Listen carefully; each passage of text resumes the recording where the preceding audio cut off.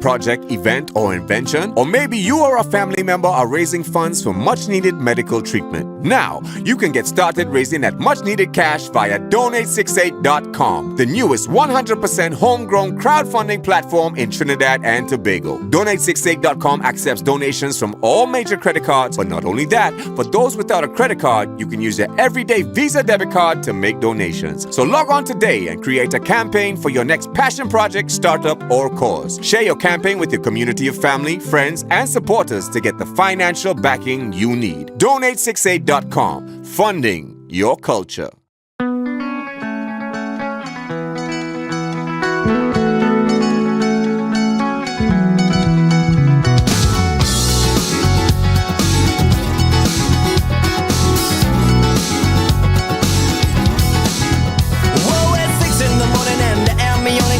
Just cannot sleep. I've been tossing and turning, my brain has been burning. It's been like this all week. A realization, the bill across stations, the problems to come on.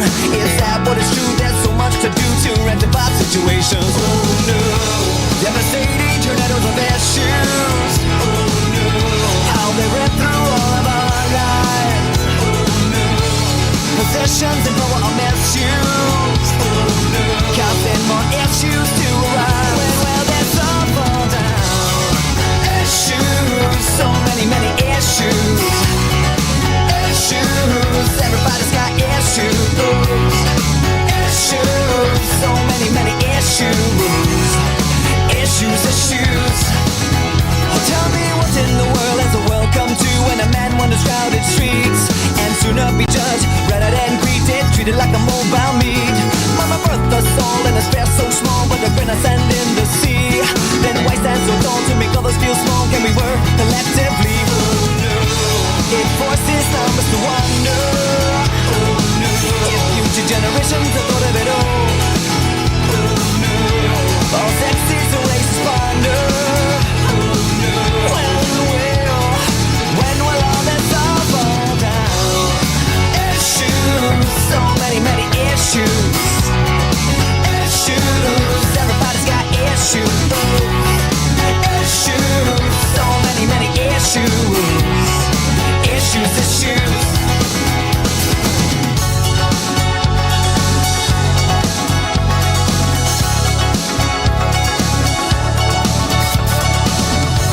Ain't it different to notice little space? Ain't it different to notice it all? When will we learn from the errors of our ways? When will we change? When I was a child, I ran around wild with another care in my mind. I lived in the trees amongst the cool breeze. That was where I'd spend my time. I'd look to the sky and pretend to fly anywhere I'd want to say.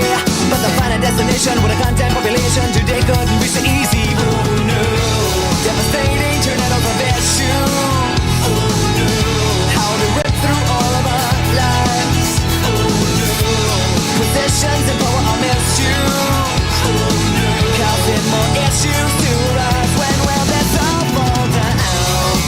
Issues, so many issues. Issues, everybody's got issues. Issues, so many issues. Issues. Issues, so many issues. Issues, everybody's got issues. Issues, so many issues. Issues. Oh no.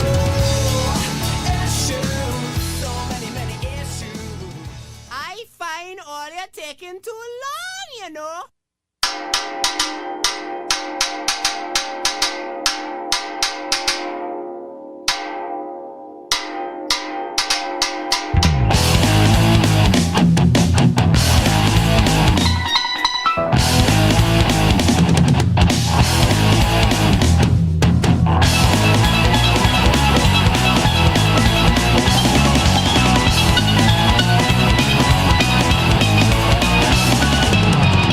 Come on over, bring someone, 'cause soon our time will be all done. Wouldn't like to be alone. How would you like to be unknown? 'Cause everyone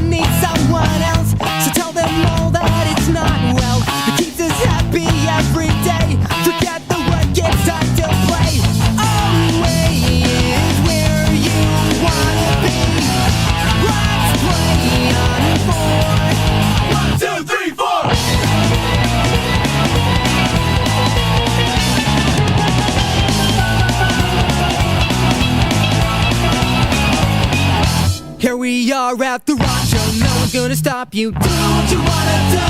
Anything can happen. Everything will fall in line. Take your time. If you search, then you might find. Not now, then maybe later. Your little piece of heaven. Away is where you wanna be. Let's play on 1, 2, 1, 2, 3.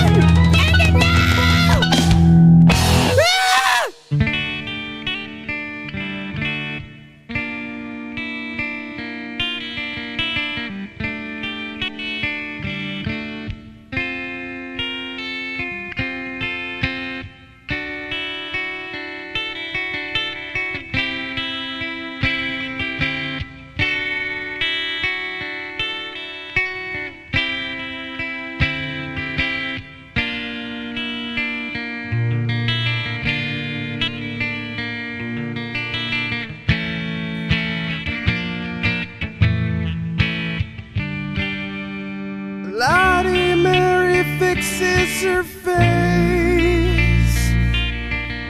Bloody Mary quietly sings, oh so prettily, singing the blues, singing the blues, raising our gold glass against the blue pulp of your face, of your face. Mary, Mary, on the bed, the boys come to raise the dead. Father, Father, it's ugly again. Mother, Mother, can't forget. Sing it's blue. She's singing blues, and she ignores the blood trickling down her legs, down her legs. Yeah. Oh mama, pretty mama.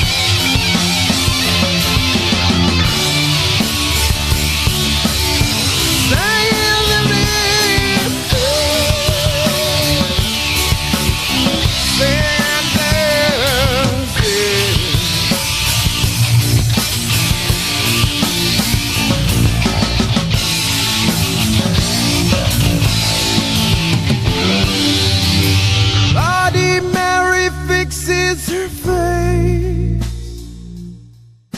Tries the brightest shade of lipstick, it'll be okay. Saying the blue, she's saying the blue, and she knows the blood trickling down her legs, down her legs.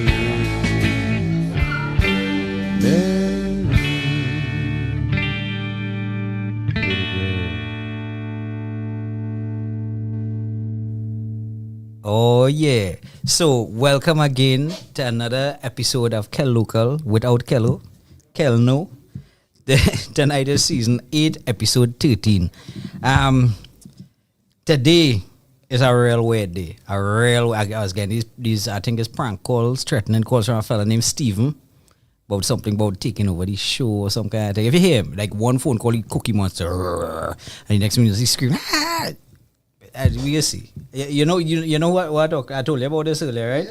Yeah. Weird guy. Now here my other theory is Halloween month, so I kind of feeling this kind of weirdness. Or you ever wonder if Vish even exists? Like he don't be on the screen, and he don't say nothing, and he don't do nothing. Well, so we saying, you know. I wonder if Vish really exists. He really exists. I talking to myself and throwing my voice. Yeah. Yeah. Like, I was watching this band online. What's the name of the band? Your band? Oh, Cypher. Right. I'm looking at Cypher online. You're seeing this girl singing. You're seeing a drummer. You're seeing a bassist. But you're just seeing this wig playing guitars. That could be Steve Vai in a wig. Or it could be Dax Carter with hair dye. Or Dax just get like a whole foot shorter. No, he could be stupid now. He could be. So welcome everybody. Zahir, Adele, Rahel. Good evening there, folks. We're going to take you back to a little bit of music. I had to get to the bottom of my whole ghost theme. Because I think today, this month's supposed to be, this month is actually Calypso History Month. Okay, I didn't know that. Yeah. So I was loaded. This is the other thing. As we are about to start, the computer gets stuck in a loop playing some music we was checking, right? Vish take my flash drive and fling it and start to fix things and whatnot. So I don't have all the things I wanted to surprise you with. So the Vish diaper hour not going to be as diaperish. Right? But anyway, that song we just listened to was Twilight by Transylvania Zoo. Some good old musicians, high influence. Hopefully, idiots like Steven who was calling me and whatnot I hope they listen to good music at least. Before that, Saddest Red Horse by Skid Novelli, and before that, Issues by Treads of Scarlet. Yeah, I knew that, right? It's just, if you see my handwriting, you'll understand. Anyway, we're going straight back to the music with Chenganeng by Upset the Order.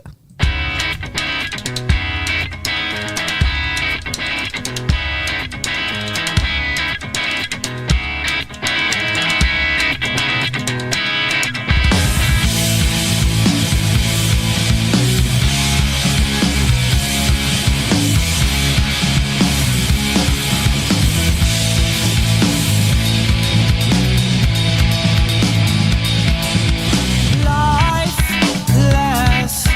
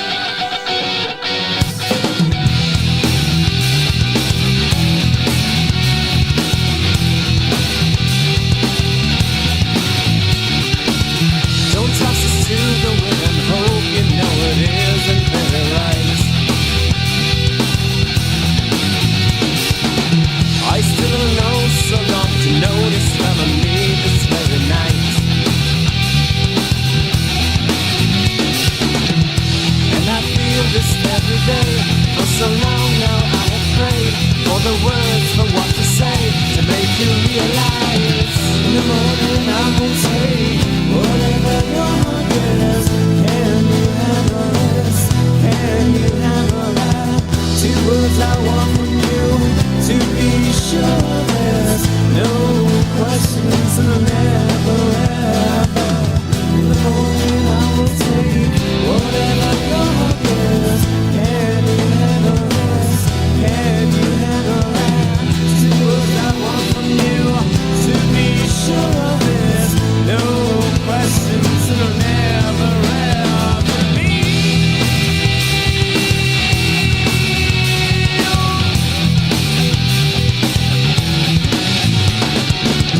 How do I hide this thing that tears the very smile from my soul? So delicate, this level hating every old very know.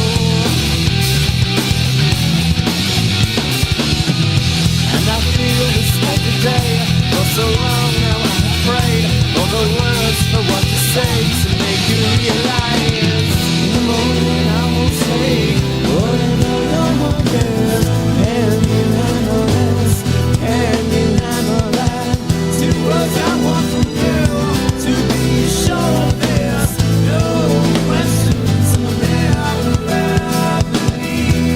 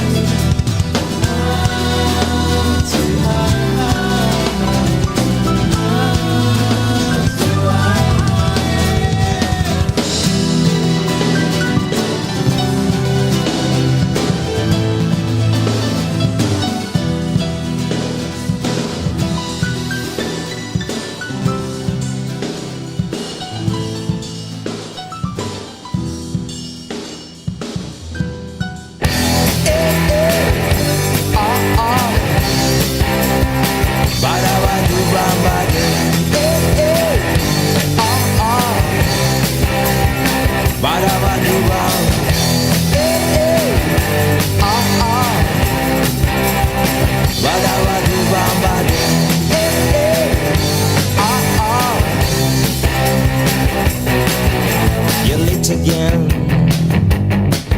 my friend. The sugar has melted, the oil has burned, the stone has collapsed. Good morning, it's too late. The feast is over.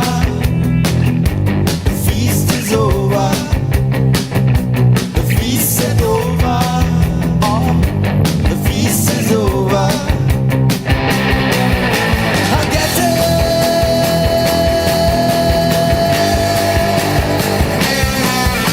I get it. Thank you, woman. Hey, hey. Ah, ah. Ba-da-ba-doo-ba-ba-doo. Hey, hey. Ah, ah. You're late again, my friend. The trial has begun. Cold face, you know he won't surrender. He said there's too much danger. The feast is over. Realize it too rough. The feast is over.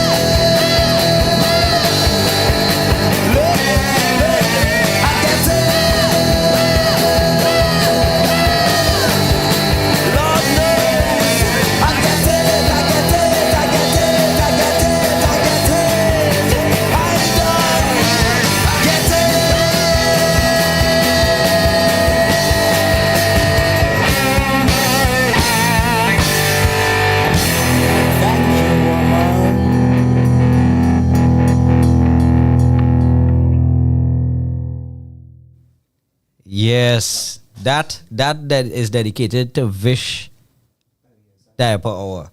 That was I Get It by Oddfellows Local, and before that, How Do I Hide, Tie Dye Kitty, Chenganeng by Upset the Order. So, Vish, was this stupidness in our tell me? You know who Stephen is? The Stephen who Yeah, somewhere guy. was his connection with this was Necropolis. Was that Necropolis? It's like an outhouse. I don't know. One of them boomer bands, I think. Is that Boomer Band? I think. What's a Boomer Band? I'm like them long hair, dark makeup, kind of cowboy now. Are you slick? Kind of looking. Yeah, they gotta get with times of linchpin. With linchpin. Where's linchpin? Does he think there's to hold the truck onto the trailer? Why? What's stupidness you talking? This is a new band, or this is one of them Cookie Monster bands where you can't understand a word or. I lost here. What's stupidness you talking? You're pulling my leg. We can see, It have no band named Lynch Cropolis or wherever that is, right? And you tell your friend Steven, stop screaming and asking for cookies, right? So now all you inspire me to go with some heavier music there. You know what we don't have? Hey, greetings to you from Celestial Burn. Celestial Burn listening in tonight. We have any Celestial Burn? All right, Celestial Burn, we need to get in contact with us. We need to get some of your music to run here. That's we family. That's we neighboring family from Guyana. Sivan Siusaran. Wait, this man summoning me? Summoning you for what? I mean, I call it no Sivan. Sivan. That's Steven? Who just don't know how to spell his name? I feel so. Why you don't learn to spell? You should learn the Ishipai. Yeah. Yes. Right? So, let me get back to some music and stop talking stupidness. This is People Run by... See if you know it.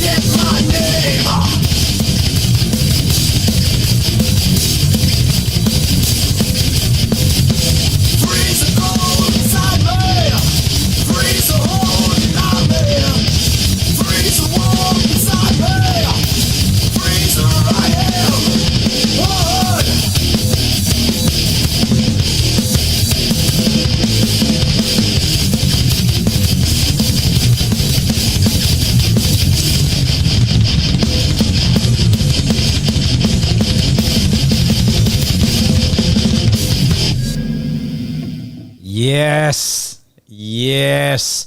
That one also Chris Rock Bar, formerly Rick's Rock Bar. See how they locked in like every Tuesday.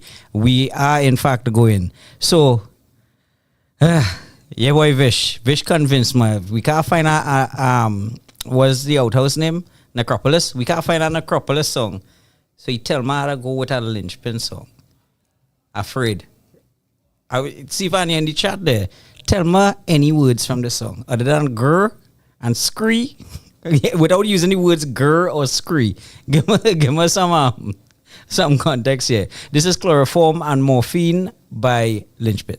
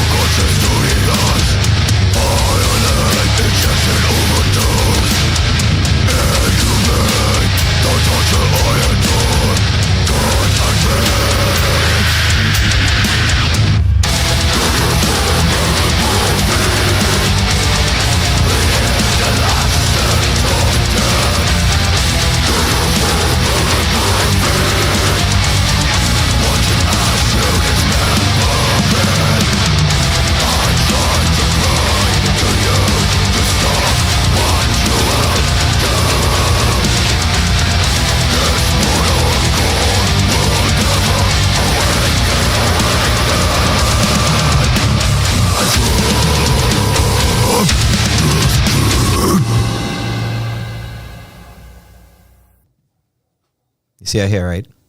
Where he going? Where he going? What in...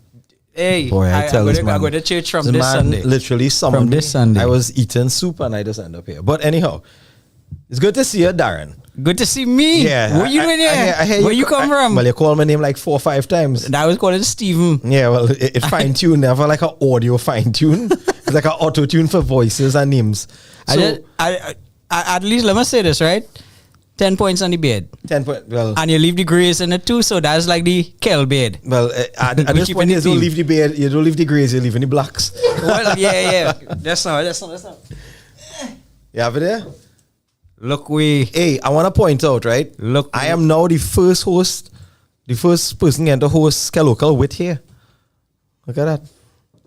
What's that? You're the last person who get to host Kelocal with you? Yeah. So last week I was listening to your program and I heard you talking about something. So I said, like before I have to evict you from your own premises. Well, it's not my premises, it's us. It's our radio. Our radio. Our radio. Well, it'll be my radio just now, right? Yeah. We you were talking about the rock scene, the local rock scene, and one of the things that I realized we have some like little obstacles you're talking about. Like what do you say like the major obstacles I think we're facing right now? The rock scene itself? Yeah, the local rock scene itself. Not necessarily infrastructure of the rock scene. Go on, boy. Hey, you could do the interview, but can't be interviewed. No. I have an answer for it, but all my answers be kind of. I find it be kind of harsh now. I think, and you gotta hear me out on this. I think people lack a balanced motivation. I don't want to say they lack motivation, but like I want to play a guitar, cool. Or I want to be a songwriter. I want to play on stage. Mm-hmm. But that's it. Not what stage you want to play on or what show you. So me and you have grace, right? Let's say that. Real. You promote a whole set of shows for I mean, currently you're doing that for yourself.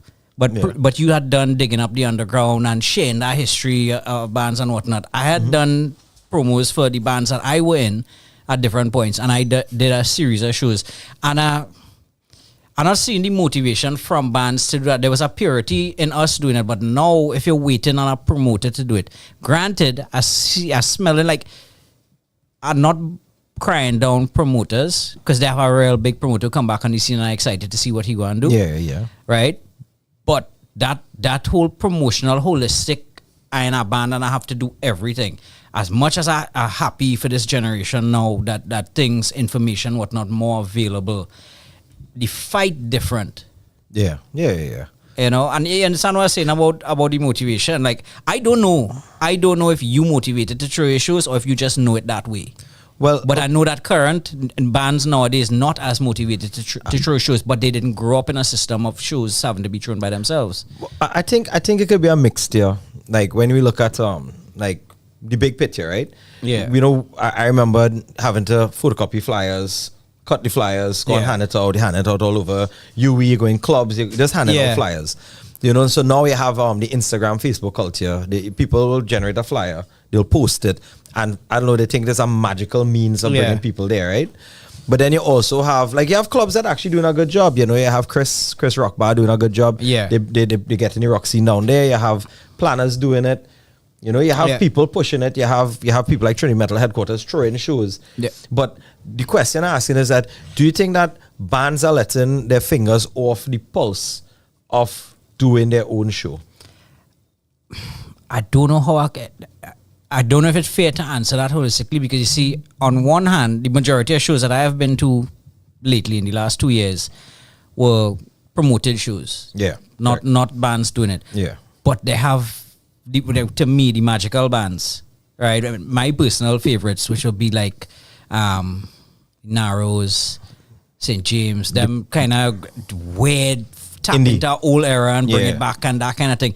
And you have Indie Valley, which I believe is the musicians putting that together. Yeah, a collaborative effort. Right. So was it from our era, from the old and golden days? Would you say all the bands were? No. If I were to say, because even we could say Gens, and Gens was the same thing. There was the place that I could go and play. So whilst it might have been larger numbers, but is it the same percentage? 25% of the bands doing promotions. But then you also so to be fair, because I might be talking out of turn. I mean, and only should put it in the comments if we're wrong. I could be wrong. I hope I'm wrong. Well, I mean, yes, you're seeing like in the comments, people free to comment and chime, because I think also like the fan perspective is important, because it was them we playing for the them. bills. Yeah. So like when it is that you're throwing a show and you're putting on a show, we have the infrastructural situation where you're looking for places to get shows. Then you also want to ensure that you have the infrastructure in terms of the sound and all of that. Yeah. So you have people like Fusion TT who doing it. You're seeing these boys, Black Rose, Code Black and stuff. Yeah. They have their whole sound system and stuff too. But so you're seeing that it have it. But then at the end of the day, like this year in particular, you could see that like it didn't have that many like big shows, like people not putting out, like, okay, like we used to have Skyrock. We didn't have Skyrock in a while. But this year we don't have we don't have Frost Fest this year. Right. So the question is like, okay, let's say a gap happens. Like people, I guess having people to be able to fill the gaps is important. A quick enough gap is a vacuum, and it's kind of work like that. But let me ask you something else on that whole who promoting themselves kind of thing. I've been arguing for years that one of the biggest downfalls generally, like any music in Trinidad, including what seems to be successful in soca and chutney, and then us rock. A great weakness is that we don't have proper management. You have your cousin or whoever interested, and they'll collect money and whoever, not really fully understanding what's going on. Like we don't have proper management, right? And as a result of that, from our era, so let me use Joel Beezer. Joel Beezer doing his music still. Yeah. He's still real good.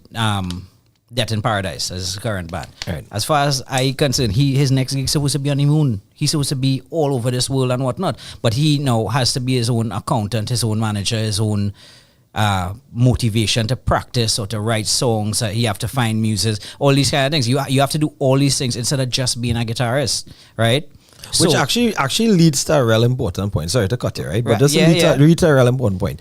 Like I think a lot of times when we make bands, right, we automatically think that the band is its own management. So it starts off like that, everybody managing. But then we have to remember a guitarist is a guitarist and a drummer is a drummer and a bass is a bassist. And that's what you really want to do. So what I was leading to with that's a good point. Yeah. But what I was leading to with that is now you don't have as much promotion internally happening, right? Yeah. And based on material management versus concentrating on the instrument. If you're not concentrating on promoting as much as a musician, have you seen a rise generally in musicianship? Or the quality of music, Well, I think- quality of recording, sorry. I know say the quality of music is a real relative situation. Quality of recording, I think quality of recording on the whole has improved because of technology. Yeah. So I wouldn't hold that to like a standard where I would say, well, it's the quality of music alone, but the quality of recording. But I think a lot of times when we approach music, like we approach as a young band and we coming in as a young band, they had we would say, the older heads say the rites of passage. You play a certain amount, you put together the EP, you put the money, you go and get it. But now because you have our home kit, we could do that quicker. We could produce it quicker. Right, But the question is the road, though. The road, because you're trying to accomplish the same objective, but the way we're doing it is different now. Right. So you heard this from me already. I told you this to your face that I ignore you when you speak, so you can say it again. all right. So I witness this now. Like my favorite type of music and my playlist and whatnot. I can't say that Lynchpin at the top of my playlist, right? But I was listening to it, right? On the other hand, Lynchpin as a band is a case study for me. Yeah, Because I heard they say that in some psychology classes too, huh? In psychiatry. Yeah. It's a full case study. Yeah. Yeah. The classes I was teaching. Yeah. So yeah, but it's there's a dedication and a drive and you see that whole 1980s let's get a record deal attitude change. Yeah, and all you changed with it. A lot of the older fellas didn't. They're still waiting for somebody to come and save them. I think also as like opposed to the controlling label, your own shows. the label culture is a big thing, Right, but then it's all indie, it's all in your bedroom and out of your own self that you can build all these things, and you're all doing that. in a Well, very in a micro way. in a micro way, Yeah. but for all year. Yeah, for us. But, Right. But like, it's just like if a band comes to ask us, like, oh, what did you do? It's a really relative answer because it's what we did that worked for us. Yeah. You know, and another band, what they're doing will work for them. Like I would know, like y'all had Andy last week. Yeah. Right? Yeah. Andy to me is a good example of a person who allowed himself to learn in the local rock scene and evolve. Yeah. Because I remember seeing Andy when they were like Core becoming a Lexus machine. Yeah. And then he revolutionized himself with boom slang, and then he came out again now and he have super normal, right? Yeah. Andy by himself is an enigma when it comes to his ability to change his perspective but keep the core of his value. Now that works for him. Yeah. Right? Somebody else might try that and they'll be like, oh, you're changing your sound, and become like quote unquote sellout. And that's just understanding yourself. That's understanding your music and understanding how it is you want to approach music as a musician, as an entertainer, and I guess in our perspective, like as a promoter. You know? Yeah. So, what's the answer? I mean, what's the solution? You have a whole set of young bands that I seen at a very high skill level, not just instruments but songwriting, captivating, and they're capable of keeping their shows themed. Yeah. Whatever shows they're doing, right? How we get them to do more, or are we being assholes saying that they're not doing enough? I think we've been assholes, but I think when we've been assholes in terms of we've been old heads. You know, we've been the old heads saying, oh, the young those whippersnappers. Like 5 minutes ago, you're saying we as young bands, and I was watching and thinking, we. I mean, we. You know, I mean, we a French pig. Mice in my pocket. But the idea is that no matter what we do, we want to be able to let the younger bands, and younger bands don't mean young kids. Younger bands is bands with a new sound, a new bunch of members doing their thing. They would come and do their thing, but is the ability to learn from our mistakes. At the end of the day, I don't know who used to promote Jimi Hendrix, if he used to do it himself or not, but we end up hearing him. You know, it have somebody there who inspired by Jimi Hendrix and want to be just like Jimi Hendrix and working on being Jimi Hendrix. And somehow, and you know this, you look at your idols, you look at the standards in front of you. Yeah. The actually full length and breadth of the work, not clear to you. Yeah. And it's a full-time job to become a good guitarist, a good bass player, a good drummer, a good singer, you know? And again, good, because you mightn't be the best vocalist, but your vocals suit that band. Slayer is an excellent example of that. So. No, I give up on that long time. I have real good musicians. I just jump around in the front. So, in the chat, you know, all you're allowed to discuss.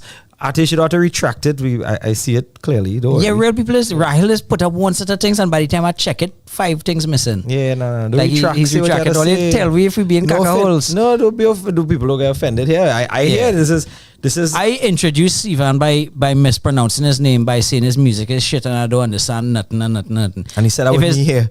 No, I wasn't here. No. I said that in your I mean, you would say that if I was here. Anyway, yeah. If you were, right. Yeah, but my point is, this is our radio, right? And if people vex about things that they find it should be done better, say it. Because I could tell you, I am one. Sivan is one of them. If you think you could do better, I here to support it. Yeah. I here to support it. I went to Chris' birthday the other day and performed. Like, you have to be there. And it wasn't because I felt obliged. I just felt that it don't matter how big or small the world seeing it. If you're part of it, is the biggest thing in your world. Yeah. You have to go and support shows. You have to be, I'll feel like I'm missing out because 10 years from now, people will say, that rock show in Chris Bar for the birthday. You know what I mean? Yeah. Like, you don't know that. You don't know that until long afterwards and you're settling down. So what you're doing now might be legendary. And we might be doing the right thing. All the bands might be doing the right thing now. Yeah. You know? So we kind of, I mean, nothing wrong in questioning things and asking yourself, but we kind of wrong if we were to say that young bands now not doing enough. I don't think it's not. I wouldn't enough. say that. I think it's being able to take what all of us have learned and what they are learning, combine the efforts to do even more. Yeah. You know, So- because that's where the stalemate will always be. So let's be the old inspirational guys, right? well, you could be. I'll just sit. I'll be inspired by of you. the bands that out and performing now. They don't even have to be new, just current. People Yeah. still playing, could be old musicians, could be new musicians. Like who you like? Who you go and see? I really like Circle Square. Yeah. Like I really like Circle Square. Yeah. Not because Ty here, I think I told Ty outright that I really like the band. I always tell them, get more merch out there. I want to see more merch because when I was younger and I was like not going into local shows, I remember going into a show and seeing everybody wearing Iron Maiden jerseys and Slayer jerseys and Pantera jerseys. And it's like, why it is we don't have more local product? And now you're starting to see that influx, people wearing their local shirts and things to go to shows. And to me, that's important. It's a big part of the band, So Richard Hall from but he was in the original lineup, the original Orange Sky, right? And Yeah. they went on tour all over the states. If you ask them fellas, they only Mamstein. It was at Mamstein. yeah, and the only states Nigel or somebody, the only states they ain't performing is like Hawaii and Alaska. They went almost everywhere else. And what's the Spanish speaking one? Puerto Rico. Puerto Rico. They didn't play in Puerto Rico, right? But That was the teacher in me. Does jump out there, boy. yeah. Good job, sir. Yeah, but he Richard was telling me, he said, as you finish play, you gotta rush out and be by a Go. merch, Yeah, by a merch table because that's how you're making your money. But you see, that's again like to separate the prima donnas in us. Like sometimes we allow the idea of being a rock star hit us. You're on stage, you're rocking out. But what you have to realize is that from the time you start playing to the time you stop playing, that's your rock star on your stage. But from the time you finish, you're in a business model. That's your work time. Workspace. Yeah. It's time to cash in now on the people seeing you and wanting to get your merch. Like that. That's what they want. A time we went to a show, right? And there was a local band, we were watching it. And I was like, oh, cool, I'm going to get merch. And when I went, they packed up their merch already. Yeah. I said, but why would you pack your merch up before you play? Like, when you finish playing, that's when we want your merch. Yeah. So Yeah. little things like that. Wait till people get drunk and ship it and take the money. Like Atish making a point here on it, he's saying that, the scope is amazing. I think, honestly, What scope? The scope of all the bands, the talent. music. Yeah, But for sure. I would step back. I say, and the shows are now a step up. Yeah, I think the idea and the concept of shows getting bigger because you're seeing, like before, we were watching it on video, seeing things just coming on video. So we don't know what they have, what exists. Yeah. So now you're seeing they have screens, you want banners, you want everything. So people will replicate. I mean, that's what we're doing. We're replicating what we see. But you have bands like, you have young bands, you have BTA, you have bands like Clavium that doing their thing. You have Anti-Everything that doing their thing. Yeah. So, you have My bands favorite political band. Yeah, but as it, like everybody have, like they did a the Roti Shop show, which only they could do.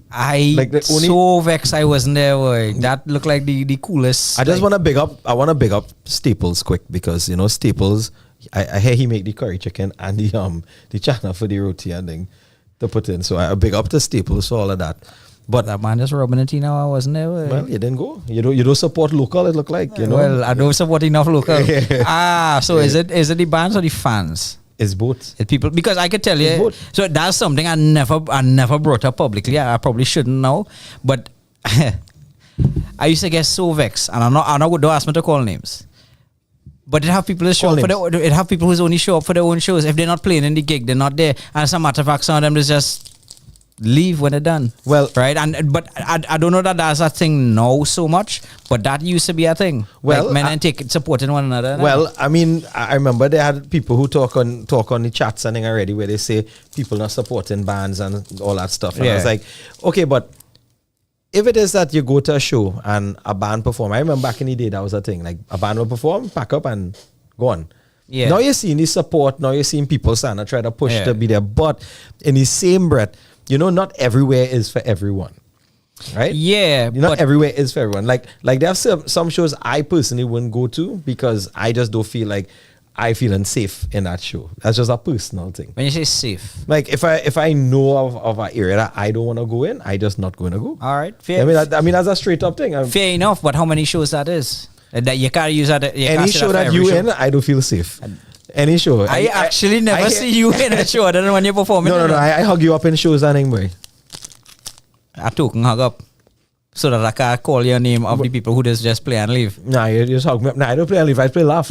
I can't play and leave. I Yeah. also want to be there. Yeah, Drinking water too. Yeah, Terrible. what is that thing? Terrible, guys. We like everybody offering your stuff. I was like, well, I'll drink water for the rest of the night so my voice can sound nice and raspy. Does it? So, Yeah. all right. So, you think you could come back on the show sometime in like Yeah, we come back in October. You Right. just be in your right seat when I reach next time now. in my right seat? Yeah, when you come back, right? Here's what I want you to do. Here what I want people to do in the chat. In truth. Name could be an Acropolis, but preferably a linchpin song, right? And we're going to make him read the lyrics for it in English, not what? in Cookie Monster, Say it again. and not in Screely Screel. Say it again. You're going to make me read what? My lyrics that Yeah. I wrote? Or you want them to give me lyrics? That is even more fun. No, I'm so interested in hearing what the lyrics actually are. We have lyric videos too, huh? I don't watch videos. Yes, All right. I actually don't watch lyric You know videos. what I'll I'll do? put them to play and do whatever I do. I'll do you a favor. I'll do you a solid. I'll put it on VHS and drop it for you. You know what's real funny? I never had a VHS player. Betamax? I had 2 of those. 2 Betamax? Yeah. But 2 Betamax don't make a VHS. For the young people who don't know what we're talking about, Google it, right? Don't even Google it. Google not that old. Truth. Truth, yeah, why Google? Oh, okay. Let's just start it out. So yeah, that's something new. But no lie, like beyond all the kicks, like people don't understand that we talk about like local rock history a lot. Yeah. Like that's what we do. Yeah. Like that was a documentary on Netflix, the evolution of hip hop. Yeah. Right? And I like hip hop. Yeah. But what fascinating to me every time I think about it, it will never lose the novelty, is that I was alive for the birth of hip hop. Yeah. I see Yeah. it born, develop to the point where you have so much shit up. Yeah. Like, you know what I mean? Yeah, Like, yeah, if yeah. it get good enough, it have too many people trying to economize, and so you have plenty to do. Yeah, that's like during the West Coast, East Coast thing where everybody, and then they had the dirty South side to show up, and it was like, how many people there? Right, but what I'm saying is now you have your fill. You can listen to rubbish hip hop or good hip hop or whatever. I was alive to see that. But equivalently, I'm alive to see the development of things now. The shows I used to promote had bands that were born there. Right? Yeah. And they're not around now, but the musicians are around doing different things and whatnot. You get to see the genesis of so many things, right? Yeah. Just by being present. Even if I wasn't promoting shows, just by being present. By watching Kelocal, I learned a whole lot of shit about bands, groups, individuals, and whatnot. I really like the trivia and the history, but maybe it's because you and I in it so long that it reached a point where you're card in head. We reach a point where we're not like a very young, like when I say, we're not young like Fish, right? Who's Fish? The ghost, the Ghost. our radio ghost. Yeah, boy. Right. So we're not like his band that have songs out this year and start performing this year or last year. How recent you all had those? Right. So so they talking, boy. right. So we not like these guys who have music out for a year or 2. Yeah. We have music out and have been going to shows for more than 30 years. You know, like so the trivia going to start to build up and sludge going to but develop. also, you know the beauty of that. I know we had a wrap up and thing. We had we do. Some young band. We had to go and interview now, boy. Yeah. But one thing that beautiful about that is that as much history as we have, because you have more than me, and I learned from you because I remember meeting you and learning, is that we add into that history currently. Yeah. You know, which is something we do speak about quite often, about things we want to do. And for everybody who listening, right? Now I'll be remiss if I don't remind all you, donate 680. It pinned at the top of the what is donate 6? The chat there. Is a No, what time was it is? What that was? Is a Donate 68. Or they click donate, people in the chat, donate some money, keep our radio going. Yeah. Because all they know very well, some radio stations not promoting, you know. Okay, this man losing contact. I forget something. I was gonna say. Kelno on this side. Kelno. Yeah, coming as Kelno from next Kelno, week. that's it. It's Kelno. Oh, yeah. What I was going to say is that even all in the chat now, you also had to send messages in the chat because the algorithm, you know, all you know how that's work, right? But it's not just... So, Steven, you're saying about history and Washington and all of this, right? We're talking about that and what we do and what we didn't do. But not just the musicians, not who out long time, whatever, but just going to a show makes you a part of history. Yeah. You know, makes you part of this whole movement. And I'm telling you, something big going to happen and you're going to regret not seeing it firsthand. So it's not even supporting. Live in the moment. Yeah. Live in the moment, enjoy a moment. It's not supporting local, it's being local. Well, being here. Let me do what people have asked me to do on the chat for the longest time. On a Vic, Darren, you need to get out of here. I got real bad talk you next week, you know. Oh, God. Real bad talk, you know. I have like, maybe have like by now like a membership card for that so we can. This is controversial Tuesdays. That's what we naming this. When I hear it's controversial I'm not going to Tuesdays. stop talking until you cut me off. Oh, I refuse to leave. Does he mute button? Hold on, talk. Just say no, not that one. No, shucks. Right The first channel. First channel. This one. This isn't me. That's us. That's us. Oh, well, I'll cut myself. I don't want that. You see? Yeah. You see? Hold on, unplug Wisdom. that. All right. Yeah, good. so always good to see you. thanks for coming out. I hope you come back. Yeah, and I hope you're safe I tonight. say that like if you leave. Yeah. You say now you're going to be the host again and just switch it around. Yeah, but I do have to go. Yes, yeah, I go clearly. I go Because I can't. No, I just can't stand this shit. I know. I can't. You don't imagine when you leave here disinfecting the area You should. With what? With what? with this water here. Okay. Yeah. So, next song. Right. So next song, people are we're gonna run our ad and I'm gonna play something from my time. This my boys from Cuba Lights will be coming in, so I want you all to hear it, right? And when we come back, we're gonna have Scarred in Silence. I'll interview it with boys all the way from the east side. Need to raise funds for your next creative project, event, or invention? Or maybe you or a family member are raising funds for much needed medical treatment. Now, you can get started raising that much needed cash via Donate68.com, the newest 100% homegrown crowdfunding platform in Trinidad and Tobago. Donate68.com accepts donations from all major credit cards, but not only that, for those without a credit card, you can use your everyday Visa debit card to make donations. So log on today and create a campaign for your next passion project, startup, or cause. Share your campaign with your community of family, friends, and supporters to get the financial backing you need. Donate68.com, funding your culture. Start to blow.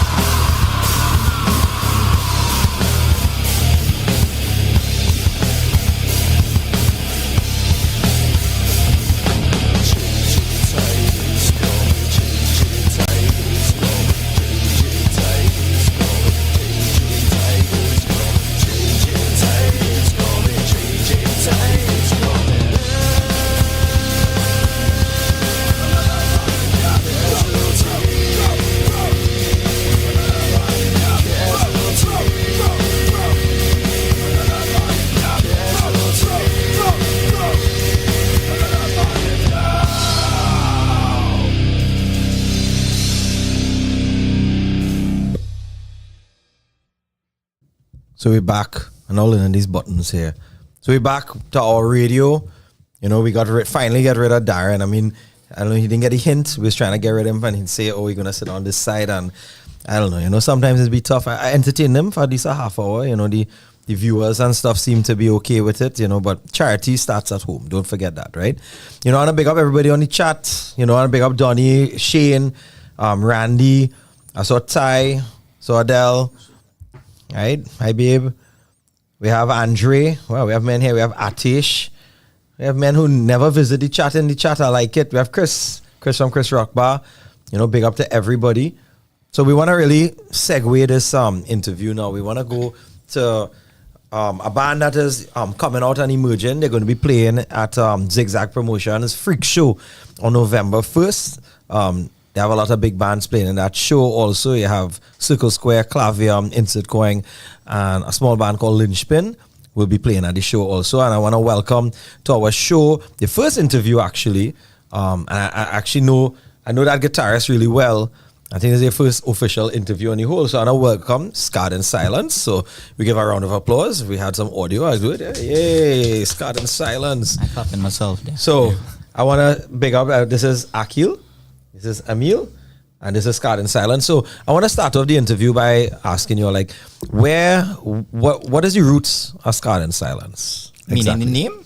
No, the roots of the band itself. Like, where I know that Emil drummed for a couple bands, and he drumming for Feed the Sun currently too. Yeah. So you know, where did all of y'all came together? You all came up with this idea together.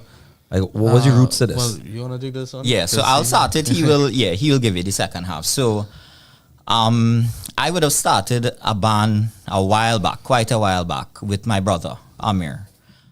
He would have been the bassist in that band. That was a band, I believe that band played around 2008, 2009. We did 4 to 5 shows. Well, the only members of that band that are in Scarred in Silence is myself and my brother. Mm-hmm. We did about 4 or 5 shows in 2008, 2009. I want to big up Alex Sam, one of the best OG? drummers to pass through the scene. OG? He was the drummer in that band. He's the only OG that didn't play live. So OG. Well, he did those 4 shows. He did a couple others, I think. Yeah. Incredible drummer. Yeah, incredible drummer, incredible. Yeah. He in Curacao right now, so big up to him. Yeah. And I also want to say rest in peace to Narendra. Mohan Sivan knows him. Yeah. He was a vocalist, amazing talent in that band. Yeah. And due to unforeseen circumstances, there was no breakup or anything, but that band, you know, had to be disbanded due to issues with respect to myself and playing guitar. Yeah. After that, myself and my brother would have made efforts to reform, I would say 2 or 3 years ago. Yeah, and from there, I mean, on that journey, I met some incredible musicians, jam with them and whatnot, but the musicians that currently constitute the band really stuck. That's the lineup where the magic occurred. And through a mutual friend, I would have met Emil, right? That's like 2023. I knew him before. Yeah. And my brother knew him before, but you can take it from there. Yeah. So we actually we used to hang out and like rock shows and stuff from before. And the mutual friend, well, he got us in touch and he said, well, Akil looking to come out back with his band. I was like, well, this could be interesting, you know, because I know Akil, actually, one of these shows that he was talking about like so much years ago, I was there for one of them. And one of the 4. One of the 4, yeah. So Akil is like one of the old school guys that I used to look up to from back in the day, because I wasn't even playing drums back then when I saw them. So that was like, I was like, all right, this could be cool. And we started. Akil had some ideas for some songs already. He had written, riffs and stuff. And then me and him used to jam like every other day or so. Yeah. Quite often. And then we take the riffs that he had and started to actually formulate it into songs. And then his brother came in and just started rip up on the bass quick and easy. And then, we eventually found Chris. The last part was interesting. So the last member to join was Mr. Christopher Hakim. Big up to Chris. Big up to Chris. Yeah. So that was the interesting part. So myself, Emil, and my brother was on bass, Amir. And we didn't have a vocalist, but it never stopped us from rehearsing, from putting together music and whatnot, right?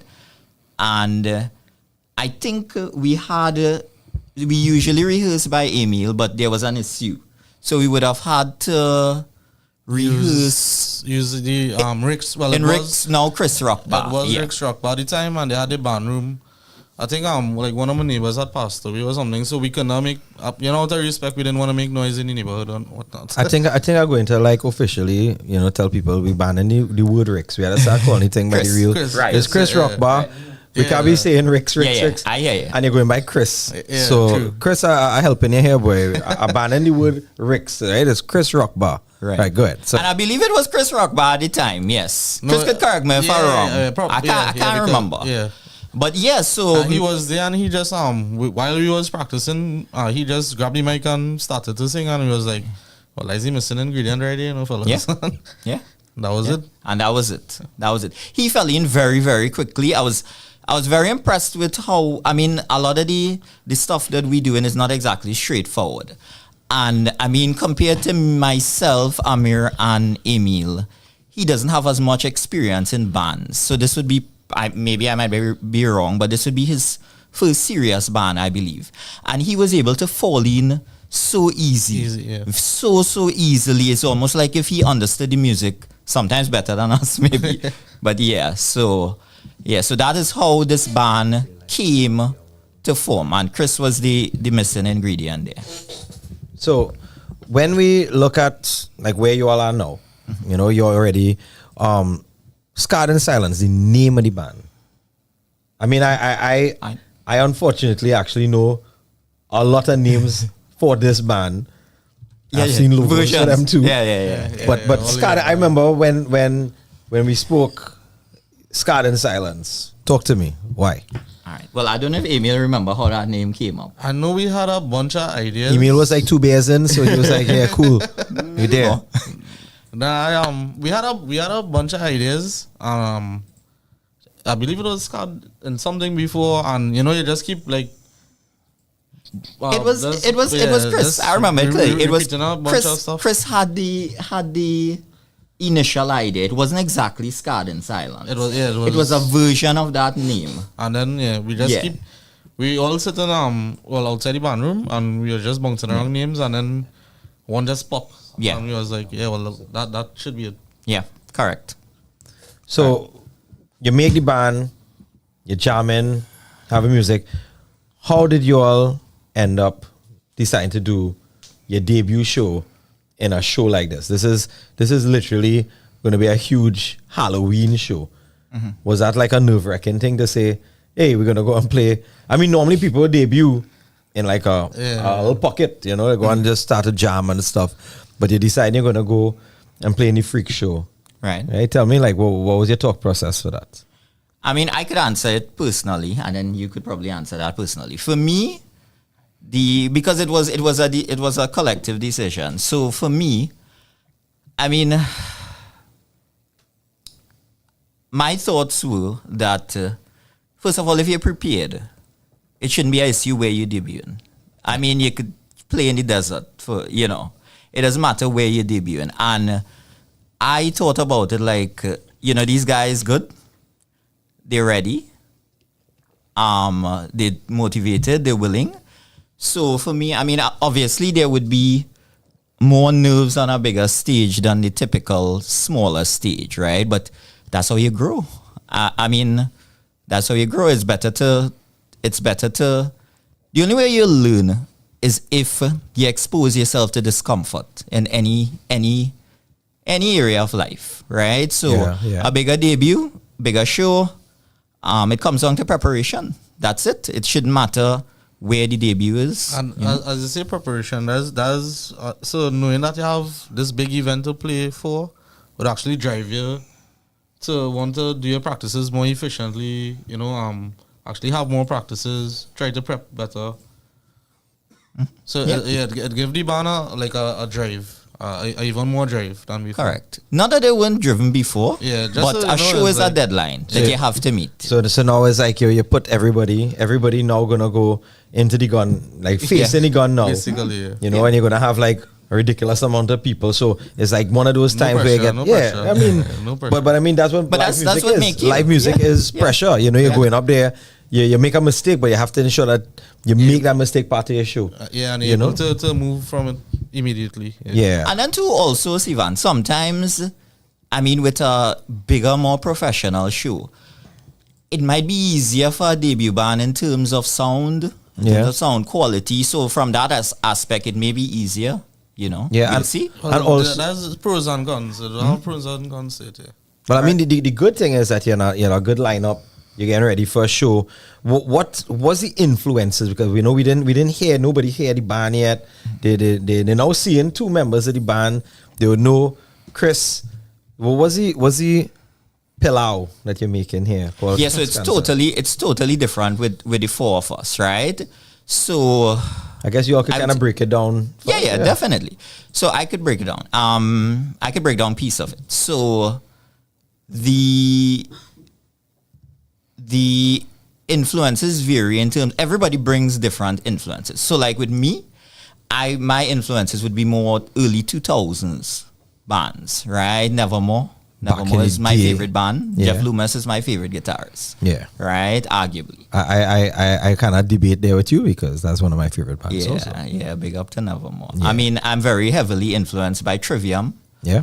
They're doing real Lamb good of things God. these days. Yeah. I mean, the first band I ever listened to that got me into metal is Megadeth. Megadeth. Yeah. That is the first band that and Death. Megadeth and Death. Who introduced me to that boy? Some weirdo. boy. Some weird guy. Yeah, but I mean Yeah. that's like it's not just influence, but it's like shaping your concept of music, Correct. you know. So Correct. And then you could take it from. Well, my influence would have been a lot later. Like so recently I entered the more what do you call a gent progressive metal like era, Northlane.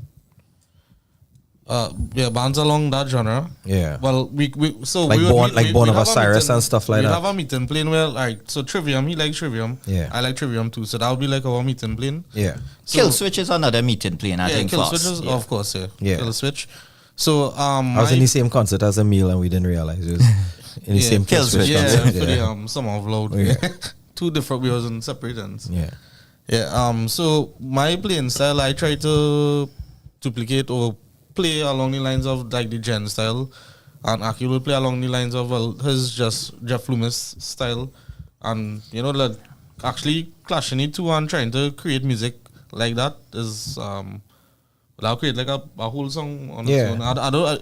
So it has so much subgenres to metal that you can't really choose one to say that. All right, this is the genre that we follow in. Yeah. Yeah. Which makes it more metal. Yeah, I find. Yeah, And then, well, the bassist is a different demon by himself. So Yeah. You know him? You can't You know him class him. personally? Nah, not at all. Okay, not just at all. checking. Different demon by himself. Yeah, So you can't class him. And then, you But know, I mean, like Steve DiGiorgio, I know. Yeah. I'm here. he's heavily influenced Steve by DiGiorgio fan. DiGiorgio, So yeah, correct.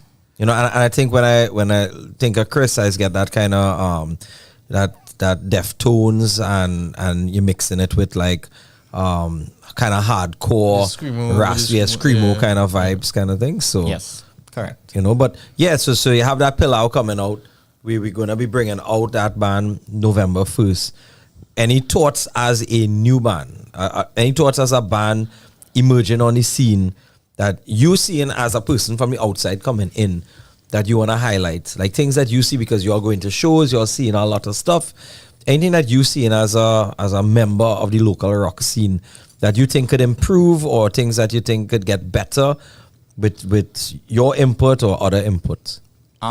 Okay, so I would say that for me, I didn't go to shows for quite a while. I skipped a few years, right? So I could probably observe as an outsider, like the vast changes from, let's say, 2009, between 2009 and 2020 or 2021, let's say. Yeah. Just around COVID, after COVID, right? Yeah. So that's when I would have started by going to shows more seriously. And firstly, I genuinely think the sound has gotten 10 times better. I could hear it, right? By far. I think part of that is because of technology. Part of that is because of access. Yeah, no, say availability. Availability of recording software, equipment, whatnot.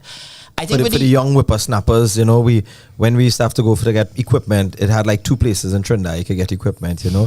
RS in South, and you have Simons in Port of Spain, and that's it. If it's not there, it do exist. So yeah. And somewhere in the middle of the wait, this having Shagonas too. That's true. Yeah, somewhere in the middle there was Live and Loud. Yes. Yeah. Yes. That was like, but that was like so much later on, huh? Really? Yeah. Yeah. No, Satsu, yeah. So I've seen the difference. I think, definitely the sound is 100 times better.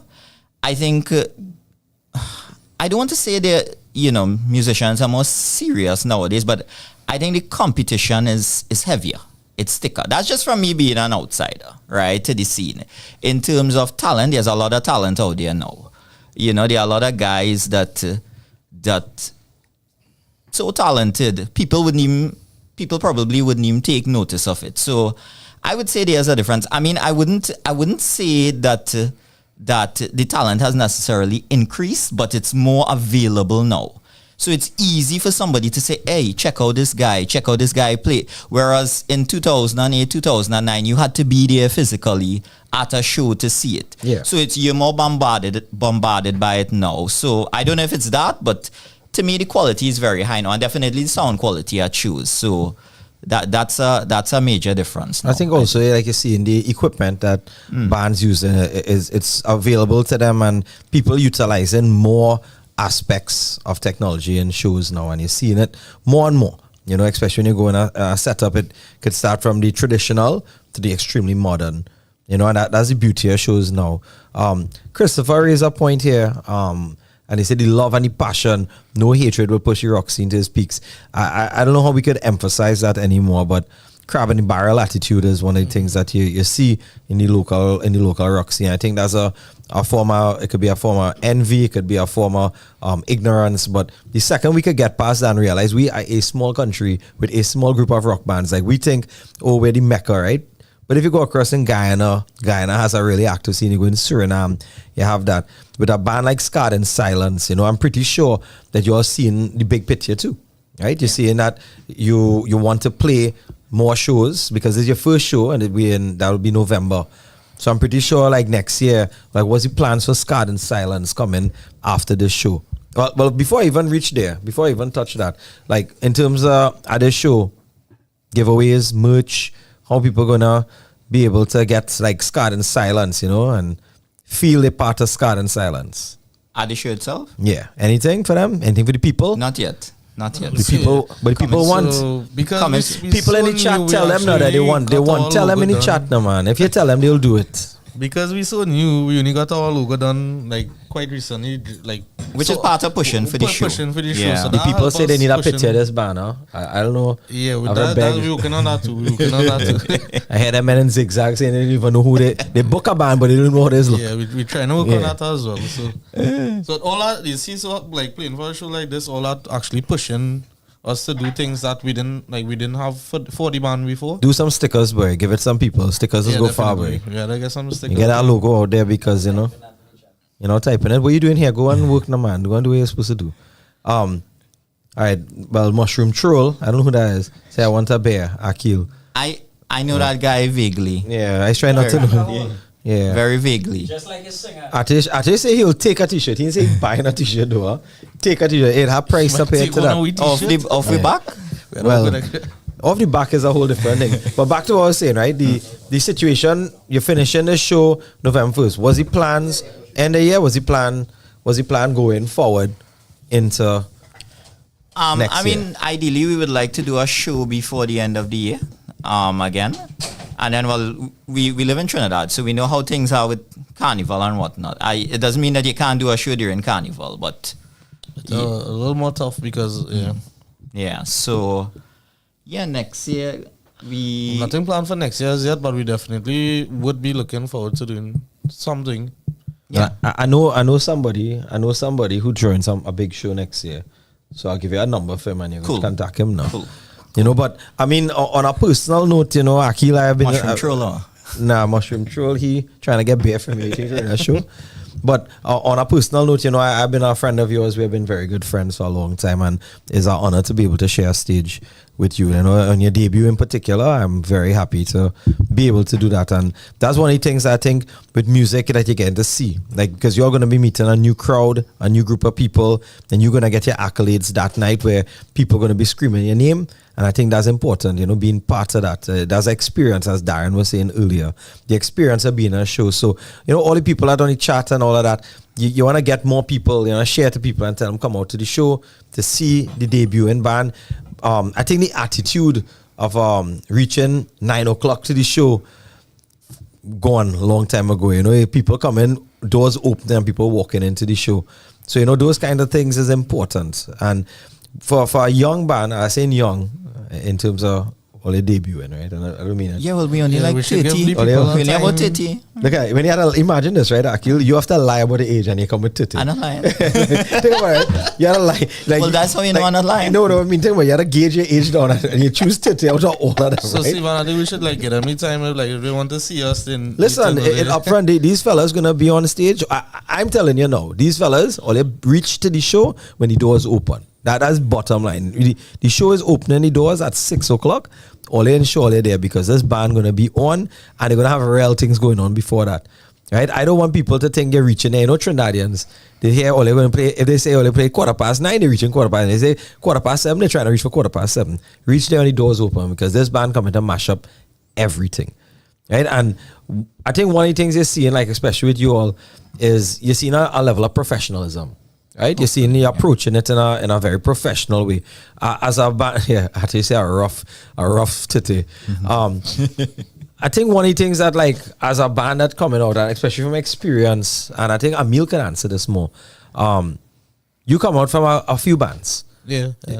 Professionalism is something that I think as a band you're searching for, and I think it's something that as people trying to figure out like how to debut, how to play, what to do. For me, well, before you even ask the question, I think I know where the question was gonna go. Yeah. Like for me to even want to be in a band, the most important part for me is to just like to see the dedication.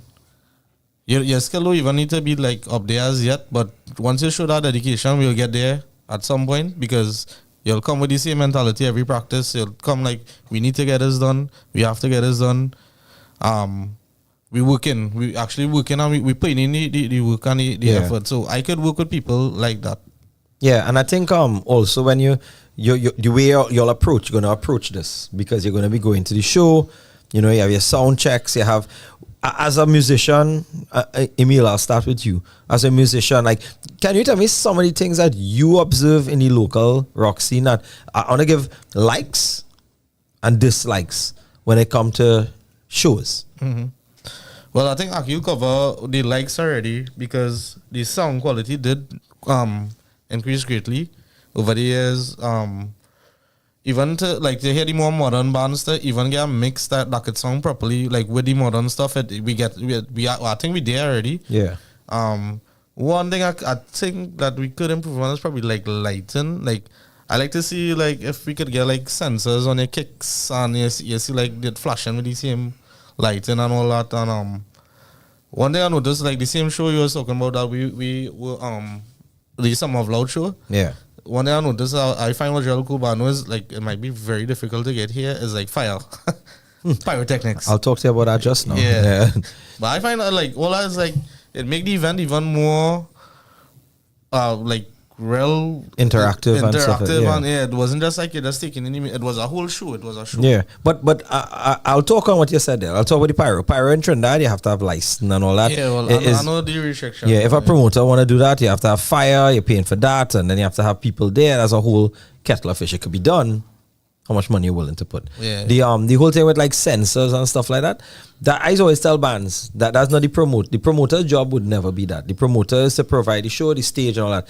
But if you watch like the same show talking about Summer Love, every band had a different aesthetic. Yes. You know? Yeah, everybody had their own gimmick on. Yeah. So like just like that, Scott and Silence gonna build their gimmick, build their stage, and then from that, when you going on stage, same thing. You're gonna bring what you want to bring to say, but when you're done, that have to go. I remember, I heard a member say this once. It was like, how come bands have different lighting? Like, why bands have different lighting in the show? Well, it's simple. They have bands that will provide their own lighting, and bands that will, you just go to the show and you have house lighting. Yeah, you know, and it's important that Darren and I were having this conversation before you all reached. The idea is that you have a band, and that band is more than likely trying to promote your music. But from the time you start promoting your music into selling merch, and you want to promote a show and the entertainment part, now you have to invest in the business part of it, which is a whole different kettle of fish. And not everybody want to do that. That's why I hear people get managers and you know, or whatever. Like I could tell you, we have a lighting specialist, a sound engineer, and all that. That's like a bill you're paying. You know, we're lucky that we have people that want to work with us, but yes, that means that at a show, no matter what you paid, you're paying bills too. You know, so all those things I think is factors that, you know, as you rightfully said, there's things that we want, but I think it's important for bands to understand, like, hey, you know, we're gonna do this because when you all put on a show, I am 100% sure you're gonna watch back your own video and you'll be like, hey, you know, it'll be cool. We do this. Yeah, we do this. Yeah, and I think that's why I'm real excited for you all, because you're getting to do something that not many people do. You know, like start from scratch and build again. Right. You know, you got to play. You play with Feed the Sun. You play with other bands before, and they have their aesthetic. But you get to now go into the next band and create a different aesthetic to create a different story, a different journey. And I find that real exciting. You know. You know, I think our next thing that people always like to hear from young bands is like, nervous? Any nerves? Me? Not now, but I can't tell. Maybe on the day, I don't know. Maybe on the day, but I doubt. I'm almost nervous before. I can't. But that's just normal. You know, some people don't like to say it, huh? They don't like to say it.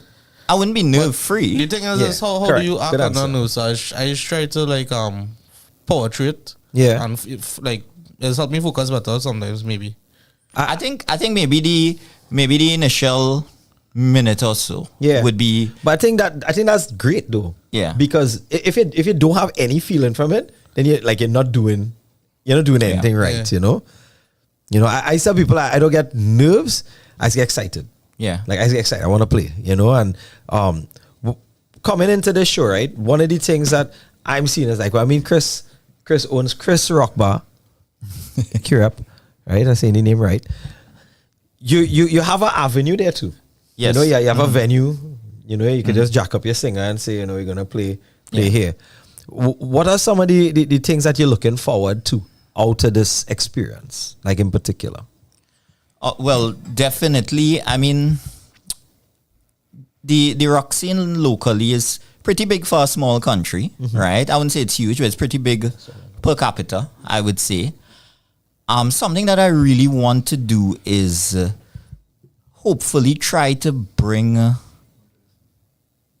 newer people, not younger necessarily, but newer people to the scene in terms of like people who may be interested in our music or that wouldn't typically go to shows, you know? Yeah, well, I think that's why it's expand the scene. Right? Yes, so. Correct. So I'm looking forward to that. And, you know, some of these people, you know, between me and my brother, we've had a lot of people who've been looking forward to us doing something for like 20 years. Yeah, well, I seen men like Shagir. I never see Shagir come on my chat when I'm on interview. I can't block a man, I can't block. No, well, he's the biggest rock man we know. We don't talk on these people, Mike and here, sweet.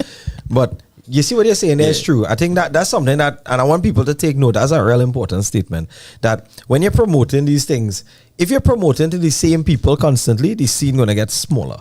Correct. Because a person not going to go to 6 shows across 6 months. You know, sometimes they have to get a break. They have things to do. People have lives to live. But promoting out of the scene and bringing people in is incredible. And I think a lot of people would be shocked.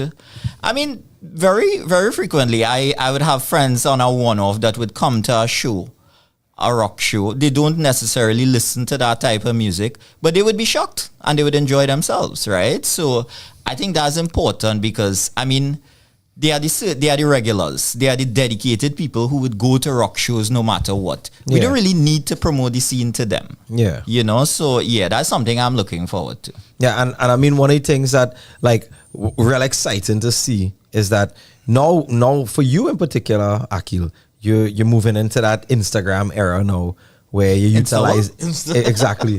You know, like you're moving in and you know you're gonna be learning this whole new world of social media and having to promote the band. Nah, you know? bro, I have Chris and Amir and Emil. So you're doing management at this point. That's what you're trying to say. With respect to social media, no, not bro, at all. We're managing them. The good thing about this, man, like everybody know their strength outside of music wise.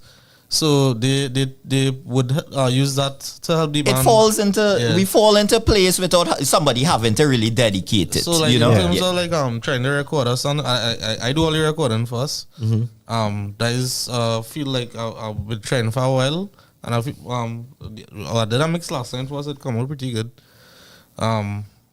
So I would help with that aspect. Chris would do like the video when I finish with the track. He would do the video. So that look out for some stuff. That I think Chris created the socials. Yeah. Or Amir. So look out for some stuff soon. Yeah. There will be some just little teasers. So you'll would get an idea what to come on November the 1st. Yeah, and that's it. You know, that promotion that you all have is going to be like you're getting, and that's where playing in shows so important because you're feeding off other people, other bands. You're getting to see their fans, getting to see you. Then when you move to the next show, your fans going to see them. And that's where it's like an exchange program technically, right? Yeah, definitely. That's why we, you know, this opportunity to play in this show. I mean, it's four bands that I've seen play like a ton of times, right?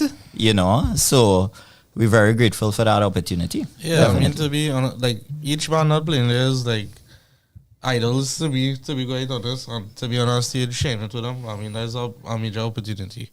Well, I think it's straight across. So before we wrap up this, I want to know, how do people get in contact with Scarred in Silence? Well, there is the Instagram What happened, page Akil? that people could follow. It's not my area. Isn't following right now. Yeah, they could find the Instagram page. Well, as always, Akil, me or Chris. Chris is pretty. You wanna give us the handle for the Instagram so they can share it? What's the handle? Scarred in Silence. Chris, help us out there now. Yeah. Chris will post it on Chris the. will post it on the chat. You can spam it on the chat a couple times. People will get it. That's important. And you have, well, each of the members, obviously. Yeah, whoever have us as friend on Facebook or something already, they could contact us. So I'm going to make a unilateral decision here, right? So all they're going to be giving out stickers at this show here. That's true? Yeah, for sure. Stickers going to be given out so people can have stickers. Yeah, for sure. We'll handle We'll arrange it. Yeah, and I want to tell all the fans there and all the people on the chat, it's important that everybody comes to the show early, right? The doors opening at 6, first band up, Scarred in Silence, and they are going to rip the place up. So to wrap it up, do you all want to say anything to the people, to the fans, and you're adoring people like Stefan Shagir? Well, firstly, a big shout out to Zigzag Promos for giving us this opportunity. Big up Anil and Akash. Definitely. Extremely professional promoters. You know, it's been a good experience dealing with them. I mean, big up to the bands. Come and see the other bands as well, right? Big up to Clavium, even if Square, definitely, yeah. If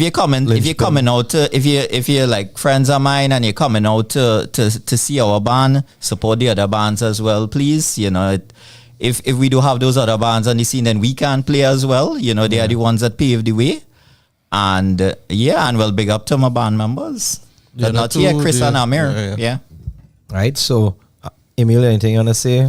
Well, Akil kind of cover everything I was gonna say there. So, big up Randy and the boys there, because you know Randy's a fellow who seemed to be very supportive of what you're doing. A special big up to Randy, because Randy has helped us with a lot of stuff from technical stuff that we weren't able to. Randy's a brother. I don't know, whoever gets to see all the jam, and them real lucky guys, you know. So, you know, I hope and wish you all well. November 1st, Freak Show. We have Scarred in Silence, and they're going to be debuting. So I'm hoping everybody makes their way to the show. Rahil is beyond this program all the time. I hope you buy a ticket and come to the show. Right? So everybody, please get your tickets early. Come and see Scarced. I'd like to thank Scarced for being here tonight. Thanks for having us. Thanks for shaving Akil. It was very nice of I you. burned it back before the show. That's excellent. So that was our shift. let's get a song out there from one of the bands playing. This is Insert Coin. Going to be playing one of my favorite songs, 13.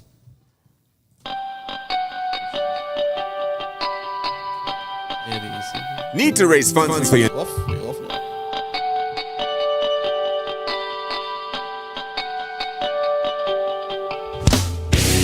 All the time you've wasted never come again. So shed another tear and die again. And paper pictures can't replace the taste of flesh. So bravely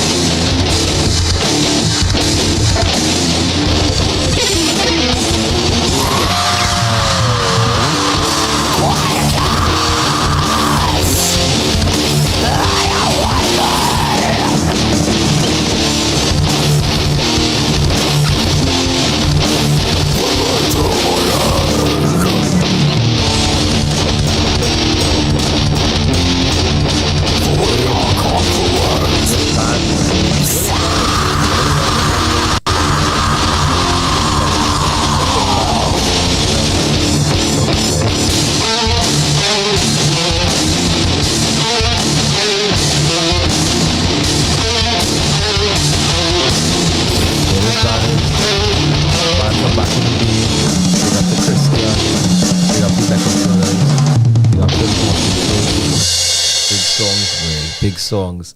You know, we're back here on our radio. Remind everybody, donate 68. Donate to the cause. You come in here, listen, everybody enjoy themselves. We have Bina and big up Violet. Before I start, I want to ensure I say this because I don't want to miss it. I want to say a special get well and hope you get better to Jenny. You know, I know Jenny going through all those hardships right now.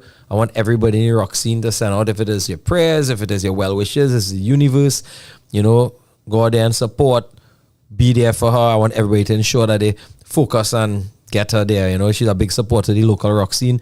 Maybe every single band she support, every single band she's been in front of. So, you know, I know her friends Violet and Bina and everybody and Melly really hoping for the best. So we wishing her the best. I want everybody in the chat to send their love to Jenny. You know, be it there. Let everybody enjoy it. Please, Jenny, we want to see you at a show again. Come out and be here again. We really hope to see you. I really wish you could have been there November 1st. But, I mean, c'est la vie. So, since I decided to host today, I decided that I'm going to throw everything that Kelo and Kelno was doing. So, we got a lot of messages asking us like questions that we could answer, like a lot of questions. And I'm going to tell the chat, you know what I want? I want you all to do that. I want you all to throw questions, valid questions, please. We're talking about the rock scene. There are a lot of questions about the rock scene. And I want to do that, but I needed an assistant. So I decided, since I have one person that never came on the air, I think, as I'm here, I'm going to tell him to come on the air. So Vish, come, let's go, come.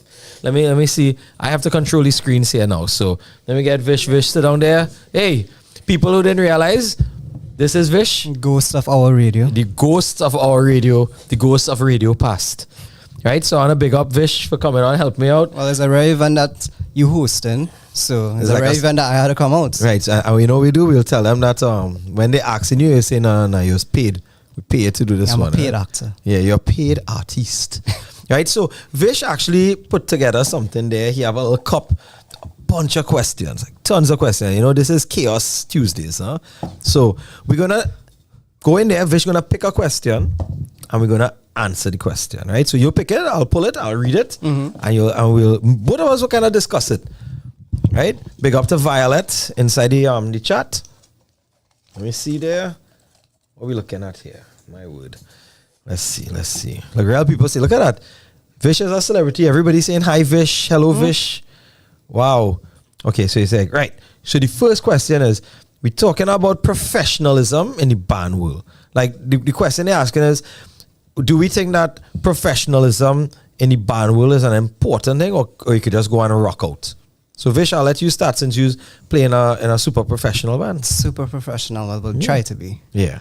But yeah, about professionalism, it's have plenty different things you could discuss about that. But So I'll break it up so we could talk. Let's start off with the aspect of you being in a band and performing in a show. Like, what's some of the professional aspects of that you think that you'll consider? well, definitely beforehand, having the material down, always be practicing. I wish I could have like just put those things. Please practice. Please practice and please go on the stage and perform how you want people to hear you. Right, go ahead. Yeah, another thing too, like band riders, for example, I think that is important for every single band to have a layout of a stage layout. Yeah, have your stage layouts, know your equipment, so you could give that stuff to the engineer for the show, and have no surprises coming up. You don't want to show up on the day and be like, well, but I want to do this, or I have this sample to run. I don't know if you could do that. I can't emphasize everything you're saying. I feel like we talked right before this, which we didn't. Bands can't show up and expect the engineer to know. Exactly. Right? Yeah. As I said, I was a band member that talked to me and say, how come when you're playing, all your lights, you have real fancy lights and following, and when we playing, we have the house lights. I was like, well, we pay that guy and we train with him to do our lights. Mm-hmm. And we pay for those lights. So it's just that. Like if you're going on stage and you have a sampler, you can't expect the engineer to know you have a sampler. Exactly. Yeah? And I think like working closely with an engineer and even a lightsman as well too, like they are technically kind of parts of the band at that point, Yeah, they help staff with the experience of the show. Yeah. So, having all those things in order, that's definitely a layer of professionalism right there. I think watching like when as you all as a younger band and I'm watching like BTS younger bands and seeing the professionalism that you all approach this with, right? And two total different layouts too. I think it's important for people to be able to pick that apart. Like even if you look at like seasoned vets like Coin, they approach it in a different way, and everybody has a level of professionalism to allow their sound to stand out. So right, stage professionalism, very important. Some points Vish made, which is I think extremely important. Please practice. Yeah, do go up saying and surprise yourself. Change your strings before definitely. Yeah, say hi Morgana. Oh my gosh. Most importantly, be prepared. So have a stage layout. Have your rider. I remember a time I asked a band for a rider, and it was like, "What's that for what?" There's like, well, it's only X amount of us. I was like, right, but which side is which? Which are using any in-ears? Are you using any cabled wireless equipment? You have a sampler? Do you have, all those things? There's questions they ask. I remember a time a band showed up with a keyboardist. They didn't have anything set up for the keyboardist, so we didn't know what to do. You don't have a stand and all that. Yeah, you don't want any surprises. It's kind of like Murphy's Law, like anything that can go wrong will go wrong. So you just want to prepare for like any little thing in your mind that you think needs to be covered. There have a girl here named Rachel bigging you up. I don't know what's going on. I think you taught her. I taught her? And that's my girlfriend. I have no idea. I never teach nobody. So, right. So we have stage, I think performance, professionalism, very important. I'll add one more thing. Please be on time. Definitely. I think that's the important thing. Be on time. But being on time doesn't only apply to the show itself. Being on time when it comes to stuff like practicing. You need to respect your band members' time as well. Yeah. Good. Right. Another layer of professionalism when it comes to shows. Please like have your logos as a transparent Oh my goodness. PNG picture. Oh God, people. Vish, I don't want to cut you, but oh God. I don't know why. In this day and age, like in this day AI, right? I was literally now teaching some of the AI. You could just take your image and just go and get a transparent. I mean, you put in I saw a flyer the other day. Right. And the flyer literally has blocks of black, blocks of yellow, blocks of green. I was like, so why it is we can't get a transparent, just put it and make the flyer look nice? Why have to look like Microsoft Word running this show? You know, I mean, I'll accept that maybe in our days, like, you know, when we didn't have that choice or option, you had to pay real money to get. No, you don't have to. So I think that must be a terrible thing for like people when they're preparing shows. Luckily, a lot of the bands I have dealt with, I've never had that problem, so I'm very happy about that. Exactly, and for promoters as well too, and even on this show, like your bands can't be sending me pictures where you're still seeing the background. It have black hair. You're seeing like a random line. I hope people like writing down some of these things. Huh? Yeah, because like then I would have to go and then make the logo transparent, which then like hinders my work that I have to do. You being nice. You being nice. I wasn't putting the logo at all. Well, I still have a job to do. Yeah, I remember, and this as we write on that topic, right there. I want to tell bands, you know, it's important to respect your logo, right? Respect your logo because it's a brand. You know, you're not gonna type Metallica in Times New Roman and put it on. You expect the logo. The logo is what makes you. That's your essence. That's your style. So respect. Never think it's beyond you to tell a promoter that's not my logo. Use my logo. Like that's your right. You are the artist, right? So please respect your band, respect yourself, use your logo. You said also something there where we'll talk when you said logo. Even when you're sending it, don't send your logos and thing on WhatsApp. Exactly. You want to send that music on WhatsApp as an MP3 file and thing too. Like I don't want to. You're downgrading your own music. And then when you're sending your music, I remember we were talking before. Label your music, please. Yeah. You're seeing things like XYZ final master. You don't want that. Final masters by 6. Yeah, like I understand. I will do those things on my own computer. But like if I'm gonna send my song to somebody, obviously I'm labeling everything properly. Yeah, because like sometimes we're loading up songs here and we're not seeing the band name. We're just looking for like some people like labeling it, and the labeling is like 08 and the song. You know, you want proper labeling, proper approach, right? So that's professional in 2 different ways. We can look at professional on the whole now. You know, when it is that you're representing your band, you know, you want to ensure that you represent your band in the right light at all times, because any member of the band is a representation of the band. So if Vish go and acting up in an interview, they're not going to say Vish, they're going to say Cypher. Right.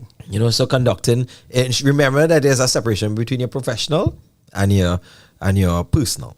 Yeah. And then Cypher had to go and put up a post and be like, the views of Vishesh does not respect the views of the band and all that. Yeah. And you have to go and do a disclaimer. Yeah. Trini Weeb, you know Trini Weeb is? No? The Trini Weeb? Not too sure, no. Right, well, they're saying WhatsApp can convert your files to a different format. Yeah, and it downgrades downgrades the quality of your... Yeah, it adds a layer of compression on it. Yeah, so if you're sending things like audio, video, email. You know, that's fine if you just want to like show somebody the idea of something. Let them get the gist of it. But not to play. Definitely not. Not to play on air. Right, so we think we cover professionalism. Anything else you want to cover in professionalism, or you want to go back in that cup? I think that's basically it, all I can really think of right now. Right. Okay, so yeah, there you go. Let me hit Vish. Yeah, next question. Yeah. People in the chat, most importantly, if it is that you have a question too, please feel free. I know Violet is a person very outspoken. You know, I have Christopher and them very outspoken. Come and ask your question so we could talk about it here. So there's a nice one. Do we think social media is affecting the marketing of bands? Positive and negative. You go ahead. You tell me. You part of this new world. You talk to me. You have no grades. I have grades. I do have a few grades. But I like to think about social media as like a positive tool for it.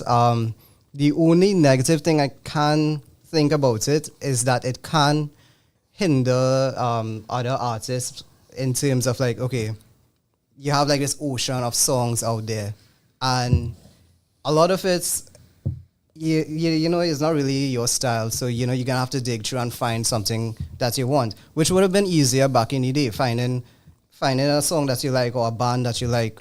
You don't have to go through Spotify and go through like hundreds or thousands of songs just to try to find something that you like, you know? Well, I mean, to protect the people from my era, to find music, we had to like go in a store and hope that the store had it. True. So it was really hard. But I think one of the things with like social media is that there's a laziness when it comes to marketing now. Well, Like, yeah, that's one of the things that I noticed in the scene. But you see like a lot of the newer bands, I have to give credit to Fighting with Noise for this. Like, you know, they're blowing up with like a lot of views on their content.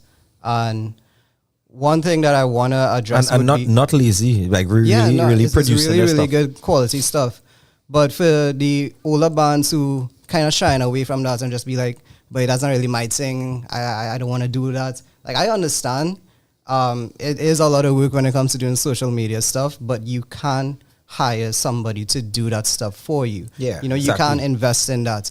And it have no way around it, really. Like, that is the way to go. It is a proper tool, but dedicate the time and the interest in upgrading your socials. Let people know what you're doing. It could be simple things like a practice in a band room. You know, you could get so much content out of that. Yeah. And, you know, just keep people updated right through. You Right, always and- want to have that engagement. And you know, that's it, engagement. That's the word I was going to. You know, like, I would see people putting out like a show, they put out a flyer, and well, that's the end of it. That's it. That's just like this flyer floating around in the ethos of cyberspace. Being able to get engagement, getting people like, I mean, not because we play in this show, honestly, but like Zigzag Promotions, Trinity Metal Headquarters, Rick's, they all do their own promotion. But what they do, they are using promotion and getting people to engage, to share their content. And that is what will build that brand, build that show. So, you know, I'd say, yeah, social media and marketing, yes, they go hand in hand. You can't say that you're not going to use social media in this day and age. But you want to be able to get people to engage more. And like you said, Fight With Noise does an excellent job. And I'd love to see more bands like BTA does it.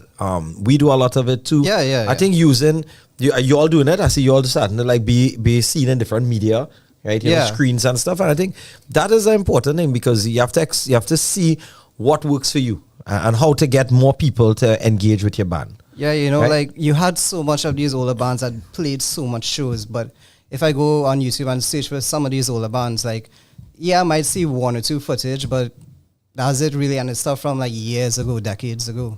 Right. You know, I don't see, like, I don't know if this band still plays or not. You know, you don't know anything about these bands. And again, it comes down to how it is you want to take your brand further. Like, you know, what does it take? Atish has a question in chat here. He says, so has social media made it easier or more challenging as there's more music out there and more avenues? So that's like a real double-edged sword. Yeah, it is. It is a double-edged question as well too, because at the same time, yes, it did make it easier for you to be known, but you do have a lot of competition and a lot of noise to try to fight above. But it is a positive tool. You just have to find different creative avenues of doing so. But, you know, like now you have Spotify, you have Amazon, you have so many different places that you can get music.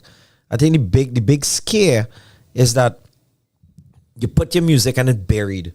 Right, yeah. You know, so again, I think so Trinidad and the Caribbean has a different, like a total different perspective than America.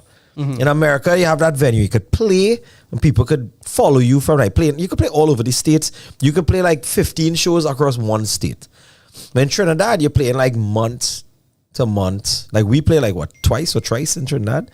Yeah. You know, you all play a couple times in Trinidad too. So your avenue to get people in Trinidad and then your avenue to get outside is really different. So like being able to get more accessibility really depends on how much work you're willing to do online. Yeah, like yeah. BTA, I know that when they brought out one of their songs, they worked with a agent to get their songs on different playlists. But then you have the other side of the coin. Then the playlist getting that views, and you're not getting, you have to get views off the playlist. So it's like, again, double-edged sword, which one you really want to push. So again, I think that's an excellent question, but it's like we can't answer it because we're stuck in that, yeah, really but stuck in that. About that social media question, I think something very specific to Trinidad is that, well, I saw this on Fighter Noise content. I saw a lot of comments asking like, wait, it have rock in Trinidad?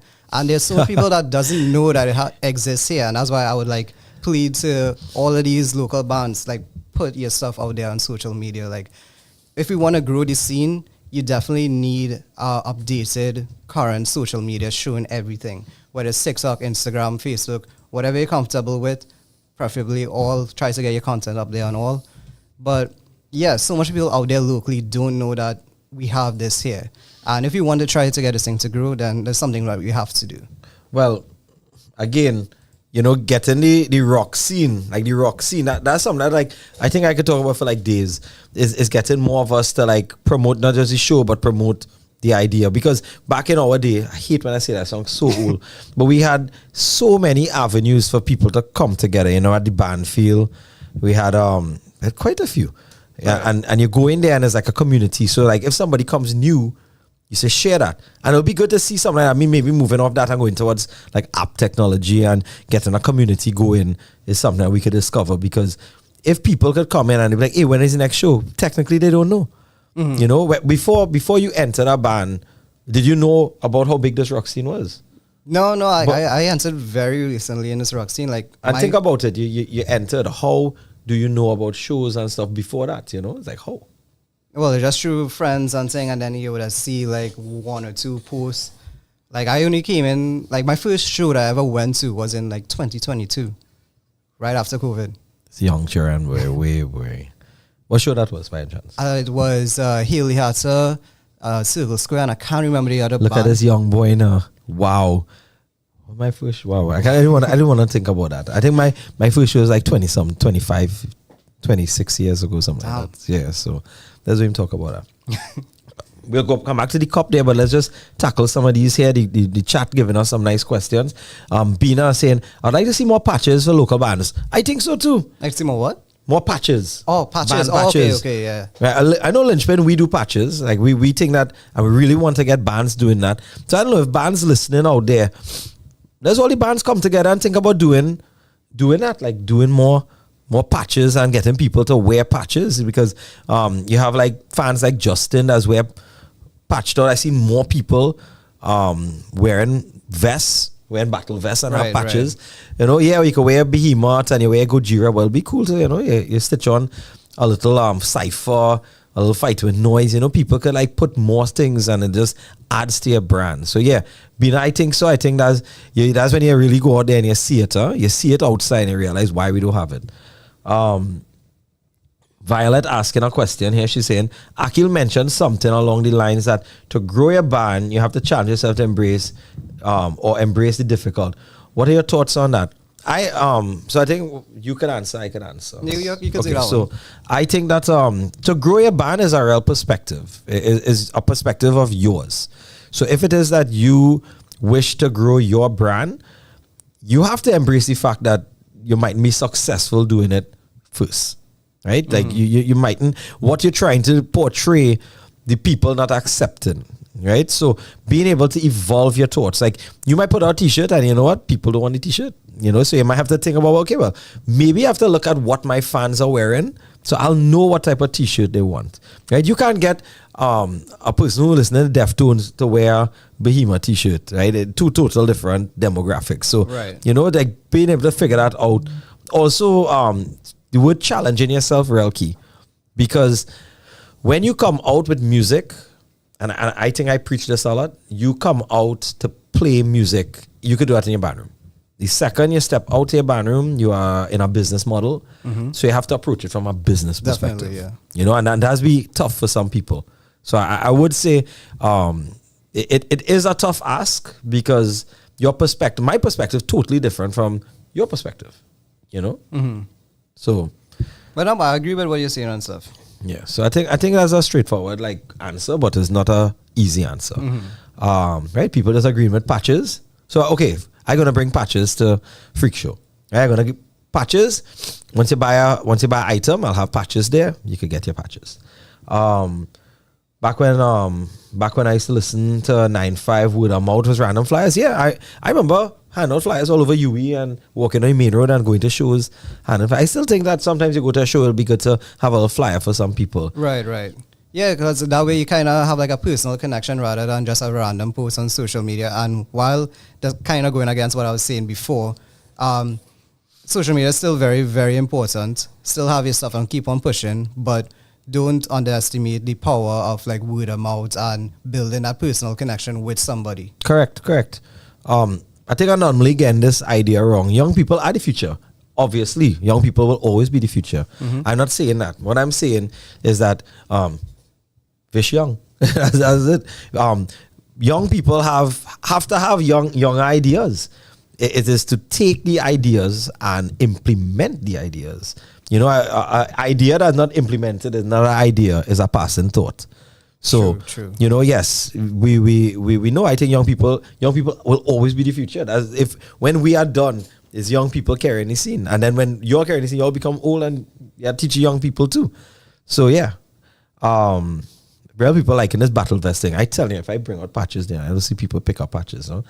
I noticed lately that whenever I frequently stream local content, platforms suggest other local music that I've never heard before. Excellent. That's really good. Excellent. And thank you. You know, Trini Weeb, that's what you're doing. You want TikTok and YouTube and all the algorithms to recommend bands that you never heard of, bands that existed before you. A lot of times I'm listening to music and I am so happy to hear music that I've never heard before. Like, it's just trip off. You know, like, I don't know if I ever made a point, but Transylvania Zoo was one of my favorite bands growing up.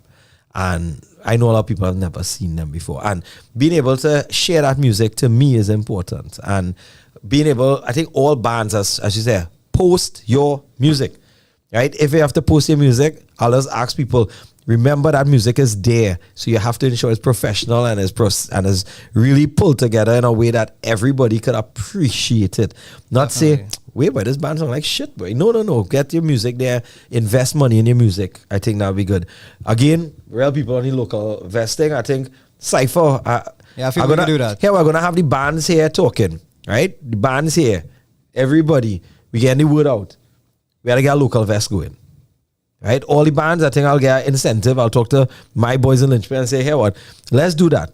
Let's get patches together, put a vest and sell it and make and do charity. So we can say, right, we sell this vest. That's your first local vest, and then get people to start supporting the bands with vests. So that'll be real. That's cool. a real cool idea, yeah. Yeah, I think we'll figure out something with that. You know, go into their cup. Yeah. I see Justin chiming in suddenly. Justin, like, wake up. You hear people talking about vests now, and he said, like, I'll summon him. Yeah, we summon Justin. Right, let's just touch on. So we're gonna touch on one question. We'll do some music. We'll come back, hit some more questions. Right? Cool. You'll tell me that that we had to play some song at 9:30. Yes, Rahil. We had to play Rahil's. So I tell him, Rahil, I'm not playing the music. You have to buy a ticket to come to Freak Show, and I play in that song. You know, I running things different tonight. Not Vish fault. Don't text Vish and beg because I have the mouse.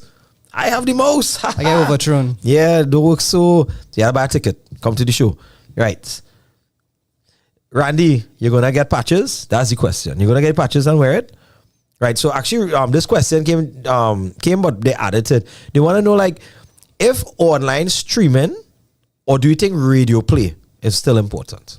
So online streaming, they know is important, but do you think radio play is still important? Yeah, for sure. Let's talk about like more local, like locally.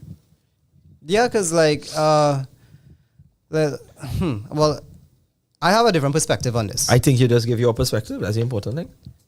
Right. So we just have like a lot of I would say the average Trini, could say something about rock music and it'll be like, but that's American thing. We Trini is soca, chutney dance or whatever.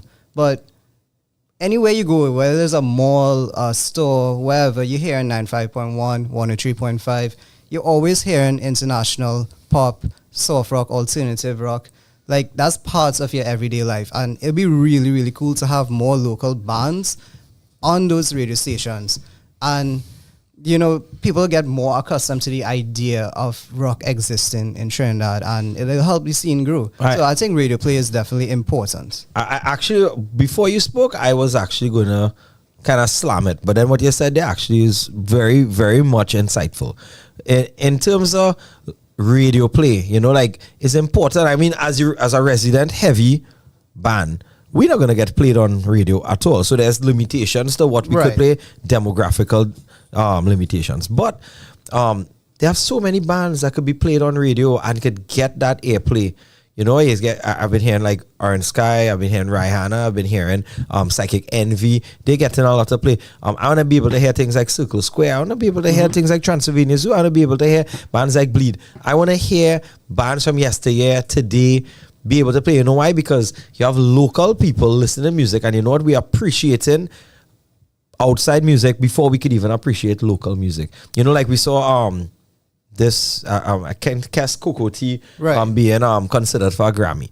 You know, you can only be proud of Trinidad getting that kind of accolade, but why can't we treat our own rock music like that? You know, like, you know, I think it's important. I mean, I think there's a debate that maybe went on straight into like the 60s and stuff coming up with local rock. Why we don't have that airplay? Like we don't have the MRU anymore playing that underground any night. But why we have to be buried to 10 o'clock in night? Why they can't play more local rock during the day? Why they can't have like an hour and a half just local rock? I just don't understand that. Yeah, and I think that's whole segments. I just don't catch that. And most of these places coming out and talking about support local. You know, I challenge 103 and I challenge 95.1. Play local music for an hour and a half straight or hour a day in prime time, drive time. Play our music. Stop telling us about support local. You mean support your company. So we have to stop that. If we're really serious about it, we need to push harder. Right? You limit the type of music on radio and mostly hear Orange Sky. Yeah, okay, so Bina, I totally hear that. Orange Sky, Image and Company, yeah, okay. That's local. But as you said, we limited. We should be doing more than that. Plenty more. I don't see why it is that we constantly we always think it had to be that amount of bands. No. Yeah, you have bands that come on. I will stop my car if I hear Circle Square playing on the radio. Definitely. You know, if I can hear BTA playing, if I can hear Cypher playing. In my mind, it's like, you don't have to love their music to not appreciate their music. Huh? You could love their music and appreciate their music because we are Trinidadians. And it's not that they wouldn't do it, you know, because it had this song from PSCV Loud was going viral on TikTok the other day, So Far So Fake. Now, while that's not really a heavy song from them, it's still heavier than what the average Trini would be used to. And I drive in one day and that song is playing, like, why, how come 95.1 or 103.5, I can't remember which one it was, how come they were playing PSCV? And I will go back to what I'm saying. You would search quickly to get a band on the outside and play it, but you wouldn't go and listen to your own. Exactly. You know, like, a comment was made the other day, and I'm not singling out anybody, but I want to just say this because I think that it has to be said, because it's like my phone blowing up when it was said, and it was like, well, how they could say that, how they could say. No one could say that the rock scene is not being pushed. Nobody could say that. You know, when people say, oh, when COVID hit, nobody did it except for one person. No. Trinity Metal Headquarters, we did shows. You had Skyrock doing shows. Mm-hmm. You all did shows. You have planners doing shows every week at that point. Chris Rockbar was doing their shows. So everybody doing shows. I don't understand. So if everybody's pushing collectively, we go back to what I said earlier, if we could end some of the hates, we could collectively start saying we want our music, and everybody's saying they think that's true. Yes, radio station should, and you know what? They don't want to play it. Tell them we're going to stop listening. Send them emails and say we're not listening to you. We want local music. I don't see why not, right? And people coming in there and saying, you know, it's so important. Bina saying they limit it. Violet saying that's why I'm grateful for our radio, and we are all grateful. That's why I say that donate 6-8. Please donate, because that's the only way this could work, right? They need your funding. So share it, get people to do it, so we can hear our songs from yesteryear, current, and interviews. Exactly. Artist Endorsing Challenge. Radio station should play local music first. It should. You're not saying that I have to take up all the content. But you know, God, an hour and drive time, what that hurting? Right? So good. Let's take a break. Let's take one break. Okay. We're going to play some music. And I know what? I'm going to play a song for Violet. Because you know what? Violet was a tough weekend, a tough week.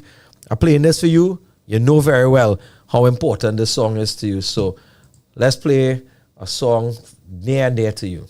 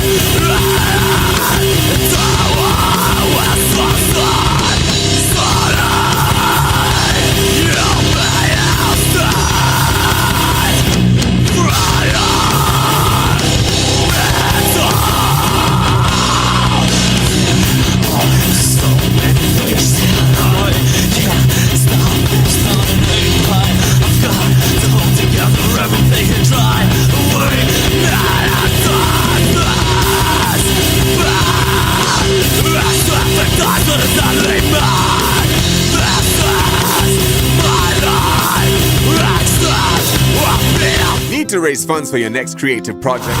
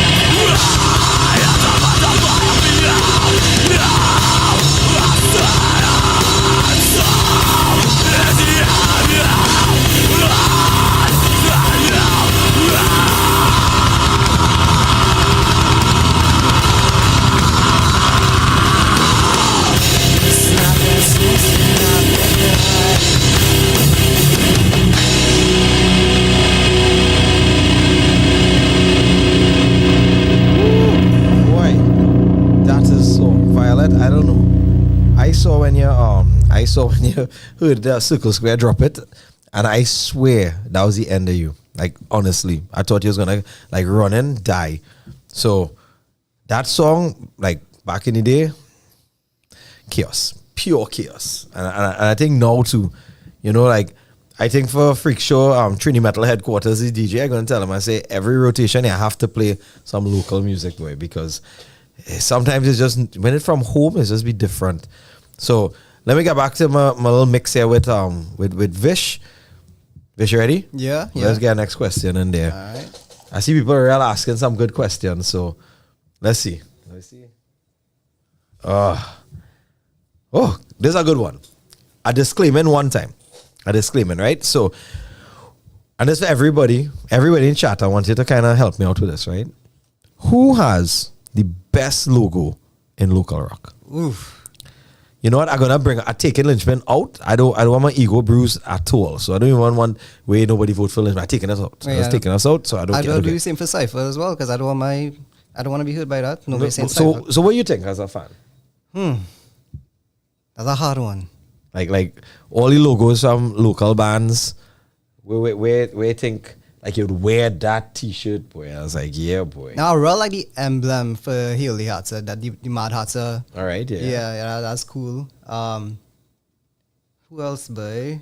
I actually like all your own because you all played on it with Cypher because you all use the kind of digital idea. And that's really cool. Yeah, that was actually one of the talking points while we were coming up with the logo itself. It's like, okay, we all came together. It's like what this band is supposed to represent. And it had the Phoenix over there. The Phoenix was supposed to be representing freedom.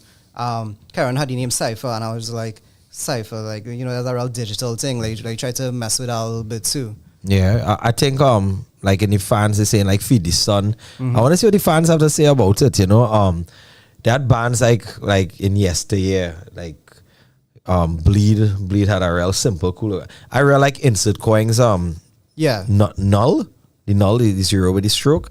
Yeah, Always that's I real find that cool. so That's cool. hard.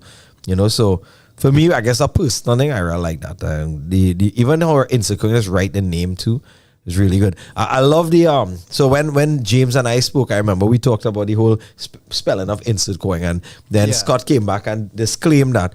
But I like James' version more, right? That they misspell it, but I find that made it even cooler. Overall though, like outside of local bands, right? Who was your favorite logo outside of local bands? Outside of that, Let me think about that. I gotta ask you that question. I'm real impartial. Okay, so like Bina saying insert coin, you spell insert wrong there, Miss Bina, right? She put linchpin. Thanks, Bina. I'll take the money on that. Sky real cool, yeah. Yeah. I really people will know I have the band that tattooed on my back. Oh, speaking about locally, like while I was designing the flyer for this show, I really, really like Scarred in Silence logo. Scarred in Silence have a real cool logo. Yeah, and young band, that's really good. Circle Square. So I always tell Circle Square, you need to create a word art because sometimes I post them, people mess with me, be like, hey, they're new to this scene now. Right. Who's the circle? And I'd be like, well, it's Circle Square. You know, so a word art would be nice, but yeah, real cool. If people didn't know Circle Square was a Christian show back in the day, right? Called Circle Square, you know. So I'm assuming that's where they got that from. Internationally, Death, my favorite, but I really, really like Fit for Topsy logo. And Die Artist Murder. I just really like those logos. Well, you wouldn't really see I love Ghost. I like Ghost logo a lot. So you wouldn't really see me like calling it like a death metal band for their logo because I can't fucking. No, that's black metal. Oh, yeah, black metal. Yeah, you can't put black metal there. Yeah, I can't read them logos. That's all. Yeah, so I wouldn't have that either. You know, Justin does have like bands on his t-shirt and be like, I have no idea what that is. Like spaghetti and ketchup it look like. So what band here? Well, I had to say this one, Bullets from Valentine. That's the band that actually kind of got me into metal, them and Avenged Sevenfold. Actually, Infernal Death. Real cool logo. Yeah. You know, I remember that from back in the day. Real cool. You know, like every time they call like Transylvania's logo was real cool. It was like I felt like they drew out their hand. It was just like real cool. And then they started calling it T-Zoo, which made it even cooler to me. So, you know, there are a couple of bands when I was younger. I was like, why didn't I have that name on a t-shirt, right? So, you know, Machine Head. Well, oh God, Tristan, that's obvious. Yeah, Justin have our band logo on his arm, so I don't know what you're talking about. Right? Psychic Envy actually. They have a really cool logo too. I like that Psychic Envy kind of took the colors. Yeah, and they made it there like how Typo have green, they went with yellow. That's real cool. Yeah, I really like that black and yellow stuff. Yeah, you know, they have some bands out there. You know, I kind of you like so many bands come in their head. Yeah, like you can't think of one. Beyond the Animals has a really cool logo too. You know, that's really cool. I like to see that. Black Rose, I didn't even know Black Rose. Goodnight Parliament with the owl. Right. Real cool. Yeah, you see, like, that's it. Like, seeing people talking about it is make you realize how we have so much talent here. That's a good question. I like that question. Whoever asked that question. That's really good. If you all have any more questions, Dirge of Brutality, that's one that I totally forgot had a really cool logo too. That's excellent. So, and don't forget, you all can ask some questions because we have a little while again. So, I'll queue up some songs and we'll come back again. But let's get a question going here.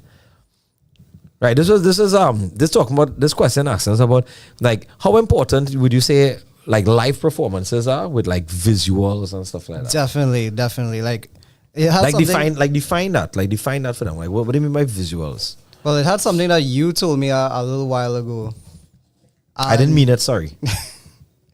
No, it was saying like, if you just gonna go and perform, you have Spotify for that, so you have band room for that.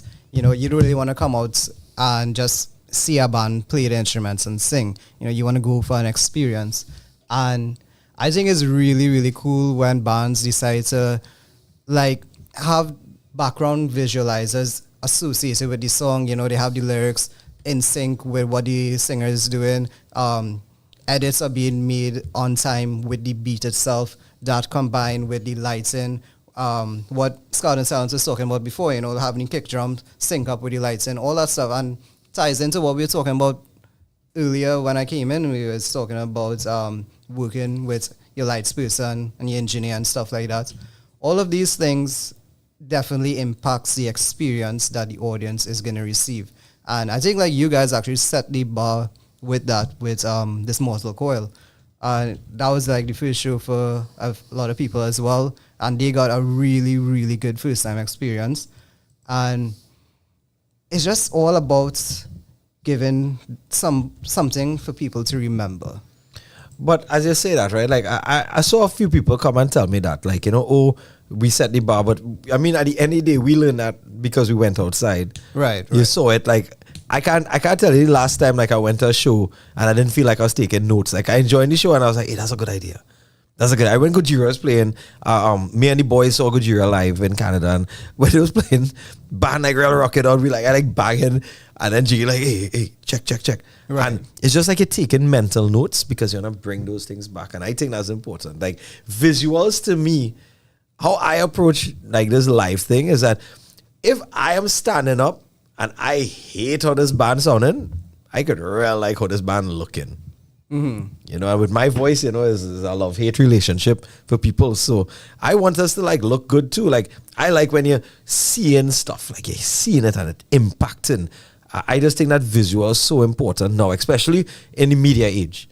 Where people posting pictures, taking videos, it stands out. You can mute a show. Like you can post something with mute and you're gonna look and see like, what the hell going on here? There's a video that we saw of us on stage and the person muted and just put like a cool song in the background, right? Like a real calming song. And I am headbanging in slow-mo and the whole crowd headbanging in slow-mo. And I was like, wait, look how cool. But the light behind us was amazing. Right, yeah. Big up to Rovidas, boy. Big up to Rovidas. Like he's the best. You can't go wrong with Rovidas. But you said something about impact. Last time you were here, you were saying that how people actually got scared when they saw like the whole theatrical stuff behind your performances. And I think like the fact that you can make somebody feel scared just by your presence on stage when you start in a set, you make them feel something at the end of the day. They're going to remember that. Correct. I think that if anybody's on stage and you are feeling any way, positive, negative, I think that you could have, that's an impact. Positive or negative. Like I like when I meet people and they say, well, I really like all the sound, but man, I hate your vocals. I'll be like, great, but you had a good experience. Right. Like you enjoyed the show. He's like, yeah, but your voice, boy, God, they should replace you. And I was like, I agree halfway. But the idea is that impact that you could get, is it should be there. Yeah, and I think visuals do that. Like at no point am I trying to go on stage and be like a good guy. I mean, I have white eyes. It's a villain role that I'm filling. And then I could go and I could look at Michael from Circle Square, and he has a look that's appealing. So it appeals to the crowd differently. But the thing is, like, our crowds could appreciate the same effect. Is that visual effect that a band could give? Yeah. Like even with Circle Square and all too, like okay, this is kind of contradicting the points I say by, you just go and play and nobody want to see that, has Spotify for that. But with Circle Square now, Michael's stage presence, as well as the rest of the band, how crazy they get on stage, that in itself is captivating. Just imagine that with like visuals behind them, kind of like how it was at in this Mortal Coil. Michael went out in the crowd, have all these cool visuals going on, lighting was amazing. like the crowd definitely felt that, and a lot of people walked away that night with favorite bands, and Circle Square was one of them. So props to them for that. And to me, that's like your investment as a artist. You want people to hear you, but you want people to see you. Yeah, exactly. Good. I have a question inside here. There's like Luke, right? Luke dropping any questions. Mm-hmm. There's like thoughts on big open air shows versus smaller 3-band shows. So, I mean, I have real thoughts because I think I did both. Open air shows to me in Trinidad is a risk too. Because with open air shows in Trinidad, you have to apply for things like EMA. Right, yeah. You gotta get police, you gotta get fire. So if your budget if you don't have a big budget, that don't make any sense. Whereas if you do a small show in a club, you kind of cut that down. I love big shows. I find big open air shows amazing. But it's such a nerve-wracking thing to do. Definitely. Like you turn a show and you see rain. You're like, gosh, rain now. When we did lockdown and K-Donna ants, it's like, there's only so much you could cater for. So I always see it from that perspective. You do a 10-band show, great. That time management, that is hell. But everybody have to hold their own. Whereas with a smaller 3-4 band show, it could be really good. But those 3-4 bands have to be some heavy hitters mixed with some bands that on the up and then maybe an opening band like that. So nobody wants to be the opening band and nobody want to close the show. So it really comes down to where the club is, if you're going to do open air, where the venue is, what's the logistics of the venue. It's so many things, I think. I don't think you could really compare it, especially from a musician's perspective. Like, yeah, our dream would definitely be like the big open air stages and stuff like that. But there's something about a small club and you just there with the crowd and everything just feels so much more intimate. You're feeding off the energy of the people right there in front of your face. I remember when we did the show in Planners, like that was a different feeling. I remember like you were at the front of the stage at one point too. You started mosh pit and all of that. I regret every time I do it, Every time I do it, I just regret it. Yeah, but getting to see those things like right in front of your eyes, so close to you, people falling down on the stage, like all that's a vibe, make sure everybody good and stuff. But, that is a type of energy that you can't really compare to the bigger stages and the open air stuff. Yeah, open air show is like a different feeling, but it's like, God, the logistics in Trinidad is like mad, total mad. Like when you do Sky is an open air show, but not a open air show to say that it's in a humongous venue. Right. So I think we need it, but I mean, so many people message me and say, when you're going to do an open air show, I was like, if you could find a place with a canopy, I'll take it. Don't have to get EMA. But yeah, I think that's really cool. And you have any more questions? Yeah. Anybody have any questions there? Because we're getting ready to wrap up. I'm going to play like 2 songs. And we come back in and we wrap this thing up. Yeah, sure. So you want to do that first and then we come back? Yeah, out? sure. Yeah, the songs there. Yeah, I have some songs queued up there. Well, I'm going to play this from a boy there. This band was a band that really played with us in the 90s, the 2000s, and it was so great to be with them. I miss these boys, seeing them play, big up to my drummer, Aaron. This is Jason and the boys. This is Crowd Control from Overdose.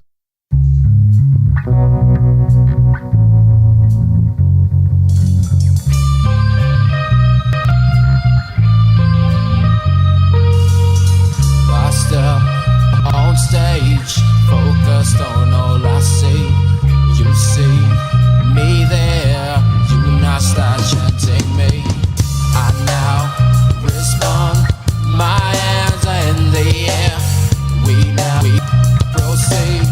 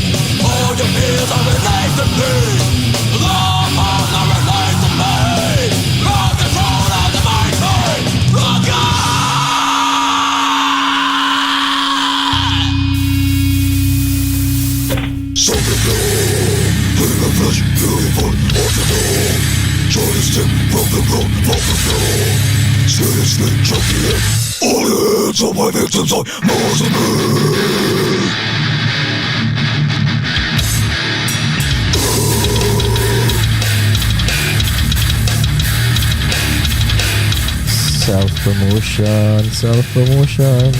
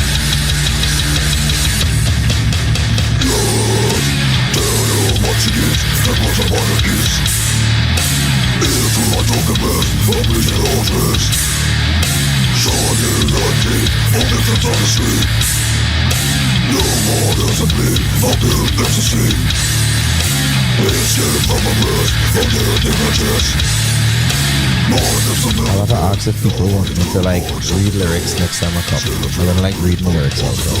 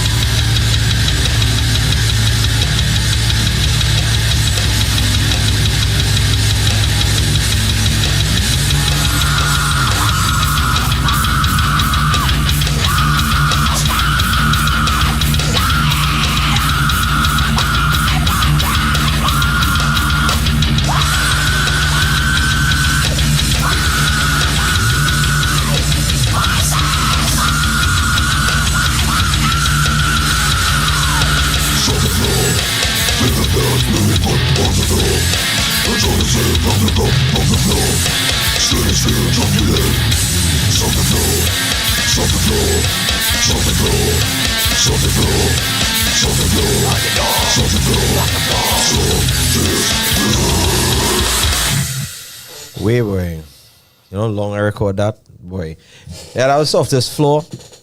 And it was before that we had Overdose, Crowd Control, some real back in the day music. It was great to be able to host here today. But when I wrap this up, you wanna have the lyrics with student music, I will do that. Next time I come, we'll do like a poetry jam session.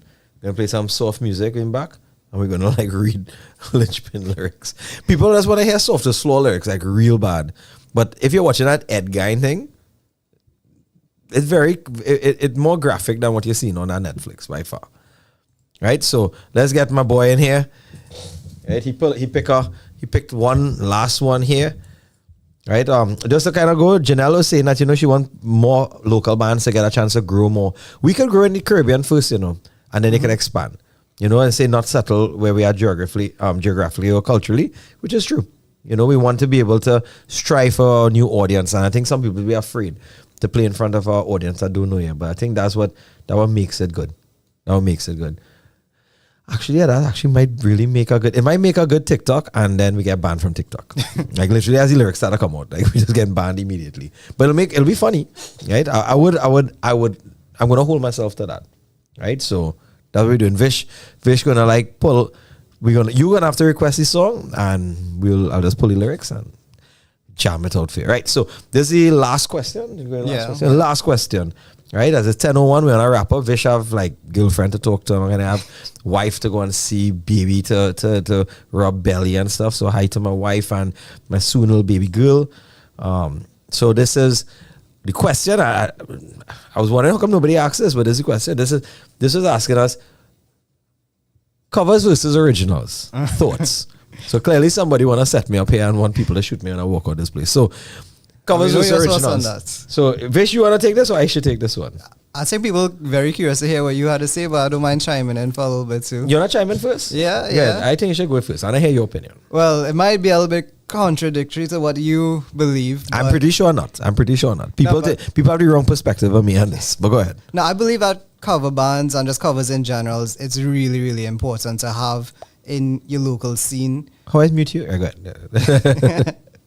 No, but like, I mean, if you look at some of the interviews with like some of your favorite bands, some of my favorite bands, when they now started, they would say like, you know, they started playing covers of like Metallica, Iron Maiden, these bigger bands back then, and they would be playing it in their local pubs and stuff like that. Over time, they started adding in their own original music into the sets, and then people like started to look at them differently. You know, they had an interest, but the main thing was like the covers gave them the opportunity to develop a local fan base in the first place. And other than that too, like, yeah, we have a good bit of local original bands in Trinidad, but how often is there going to be a show? We're going to complain all the time about it not having an industry, and without the cover bands, what's going to be in between these big shows, you know? You want to be going down the avenue, walking down the avenue, and just step in a place and be able to hear some music, or just walking through One Woodbrook and, you know, go Dalai Lama, you're hearing some music.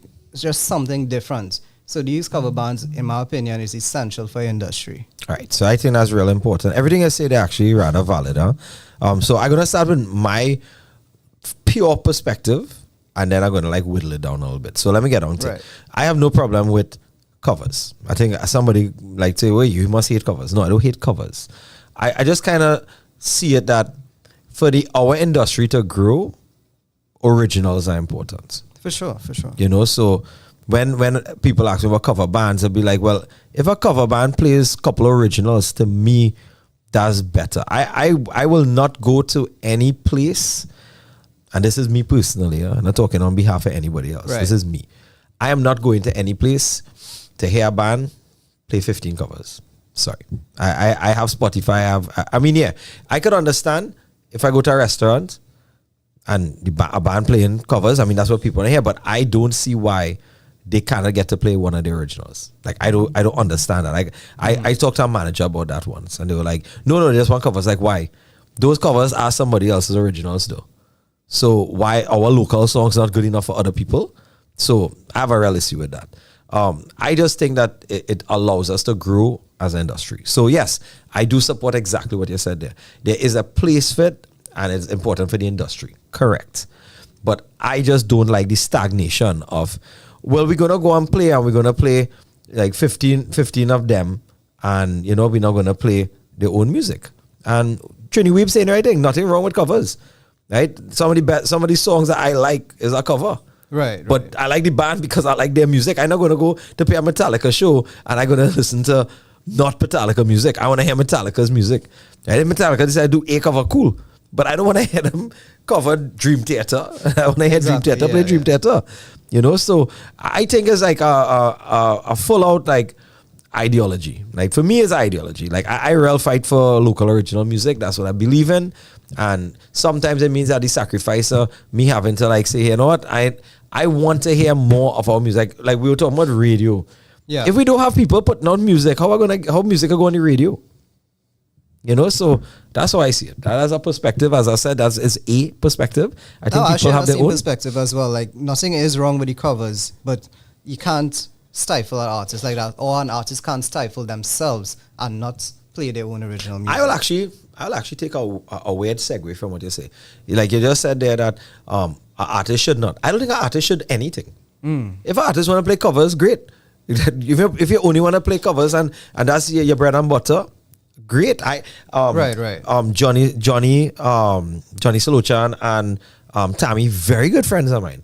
You know, I go when I go somewhere and they play, and I really like to sit down and take them in. But if you ever talk to them directly, they'll always say, I really want to hear your music. Like I'll always say that. Like Tammy's voice is amazing. You know, Ryan have a real nice voice.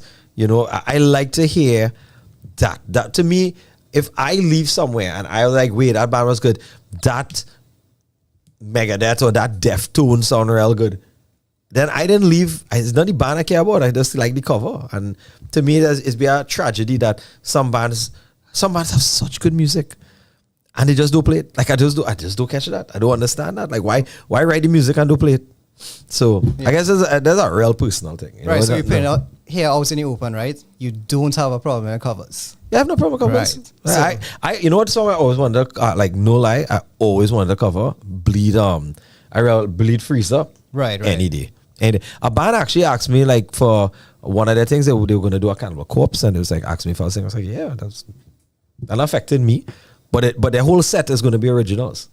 If they ask me to sing the original, it'll just take longer for me to learn. Yeah. But it's fun. But like with Lynchpin, it take more time for us to learn a cover than an original. Like I like originals, so I like learn that. People want to hear it, so I want to play it. So I like that. Like to me, it's important if people come out and they represent their music and their brand.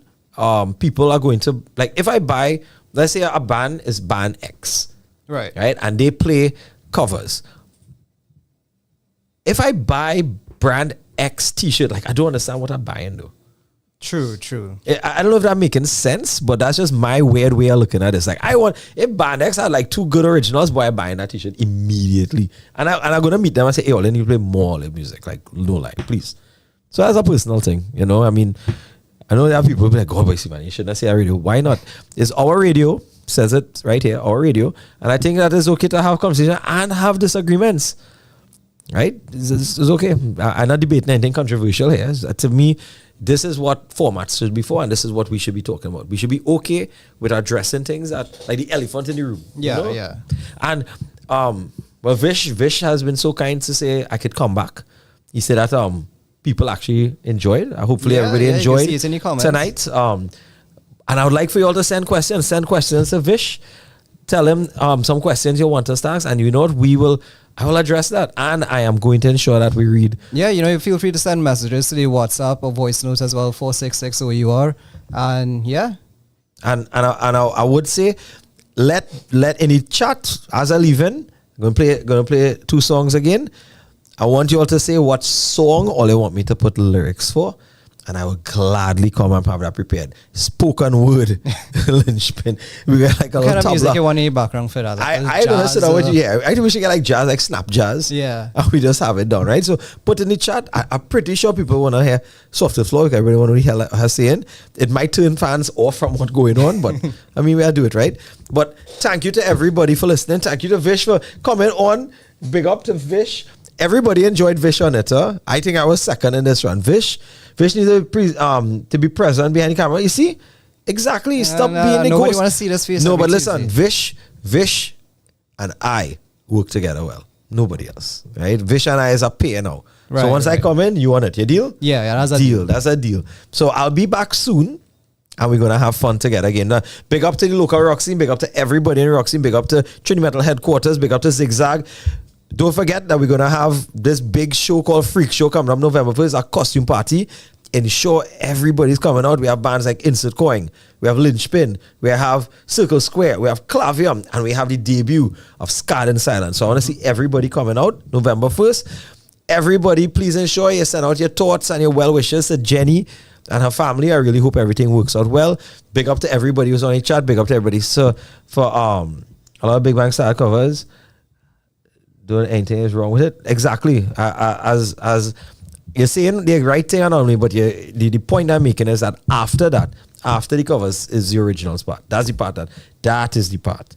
So I personally don't really care to see the cover part. I want to hear the original part. That's the part I care about. Right? That's personal. You don't have to take that offended. If you're offended, well, sorry. But at the end of the day, I want to remind you all, be each other's keeper. Everybody support each other in this day and age. Crime getting crazy. If you see somebody, especially your friends and your family, abusing alcohol, abusing drugs, be there to help them because you want to see them tomorrow. So please ensure, reach out for help. Everybody's here to help. But this rock scene is small enough. We don't need anybody else to die. We don't need anybody else getting injured. We need to keep each other. So stay safe, reach home safe. We're going to have a great time next time. I think we're going to have Kel No next week. Kel No, Or they're going to have Darren next week. So act like all they care, right? But ensure they're here next week. So I'm going to leave you all. This song goes out to my wife and my baby-to-be, Morgana. This is what I think we're going to have. This is Orange Skies. Beautiful day. Have a good night, everybody.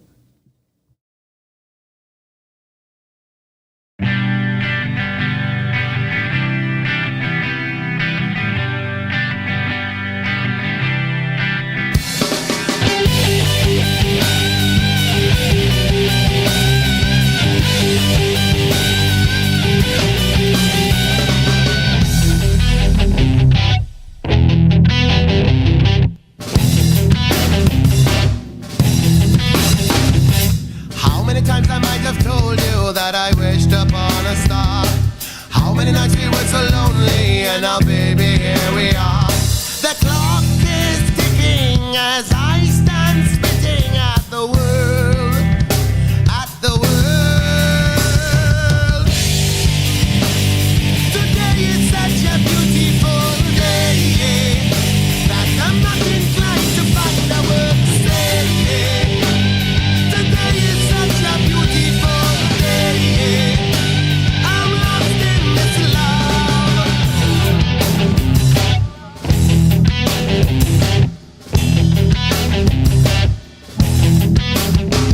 This love is like starlight at the end of day, sprawled across the Milky Way in the twilight of my mind. This love, it's the pain that may swallow us, the dark cloud that may follow us through the corridor of time. Today is such a beautiful day that I'm not inclined to find a word to say. Today is such a beautiful day. I'm lost in this love. As I look up to the sky, is there any reason why yesterday was so wrong? Turn another page, think about the love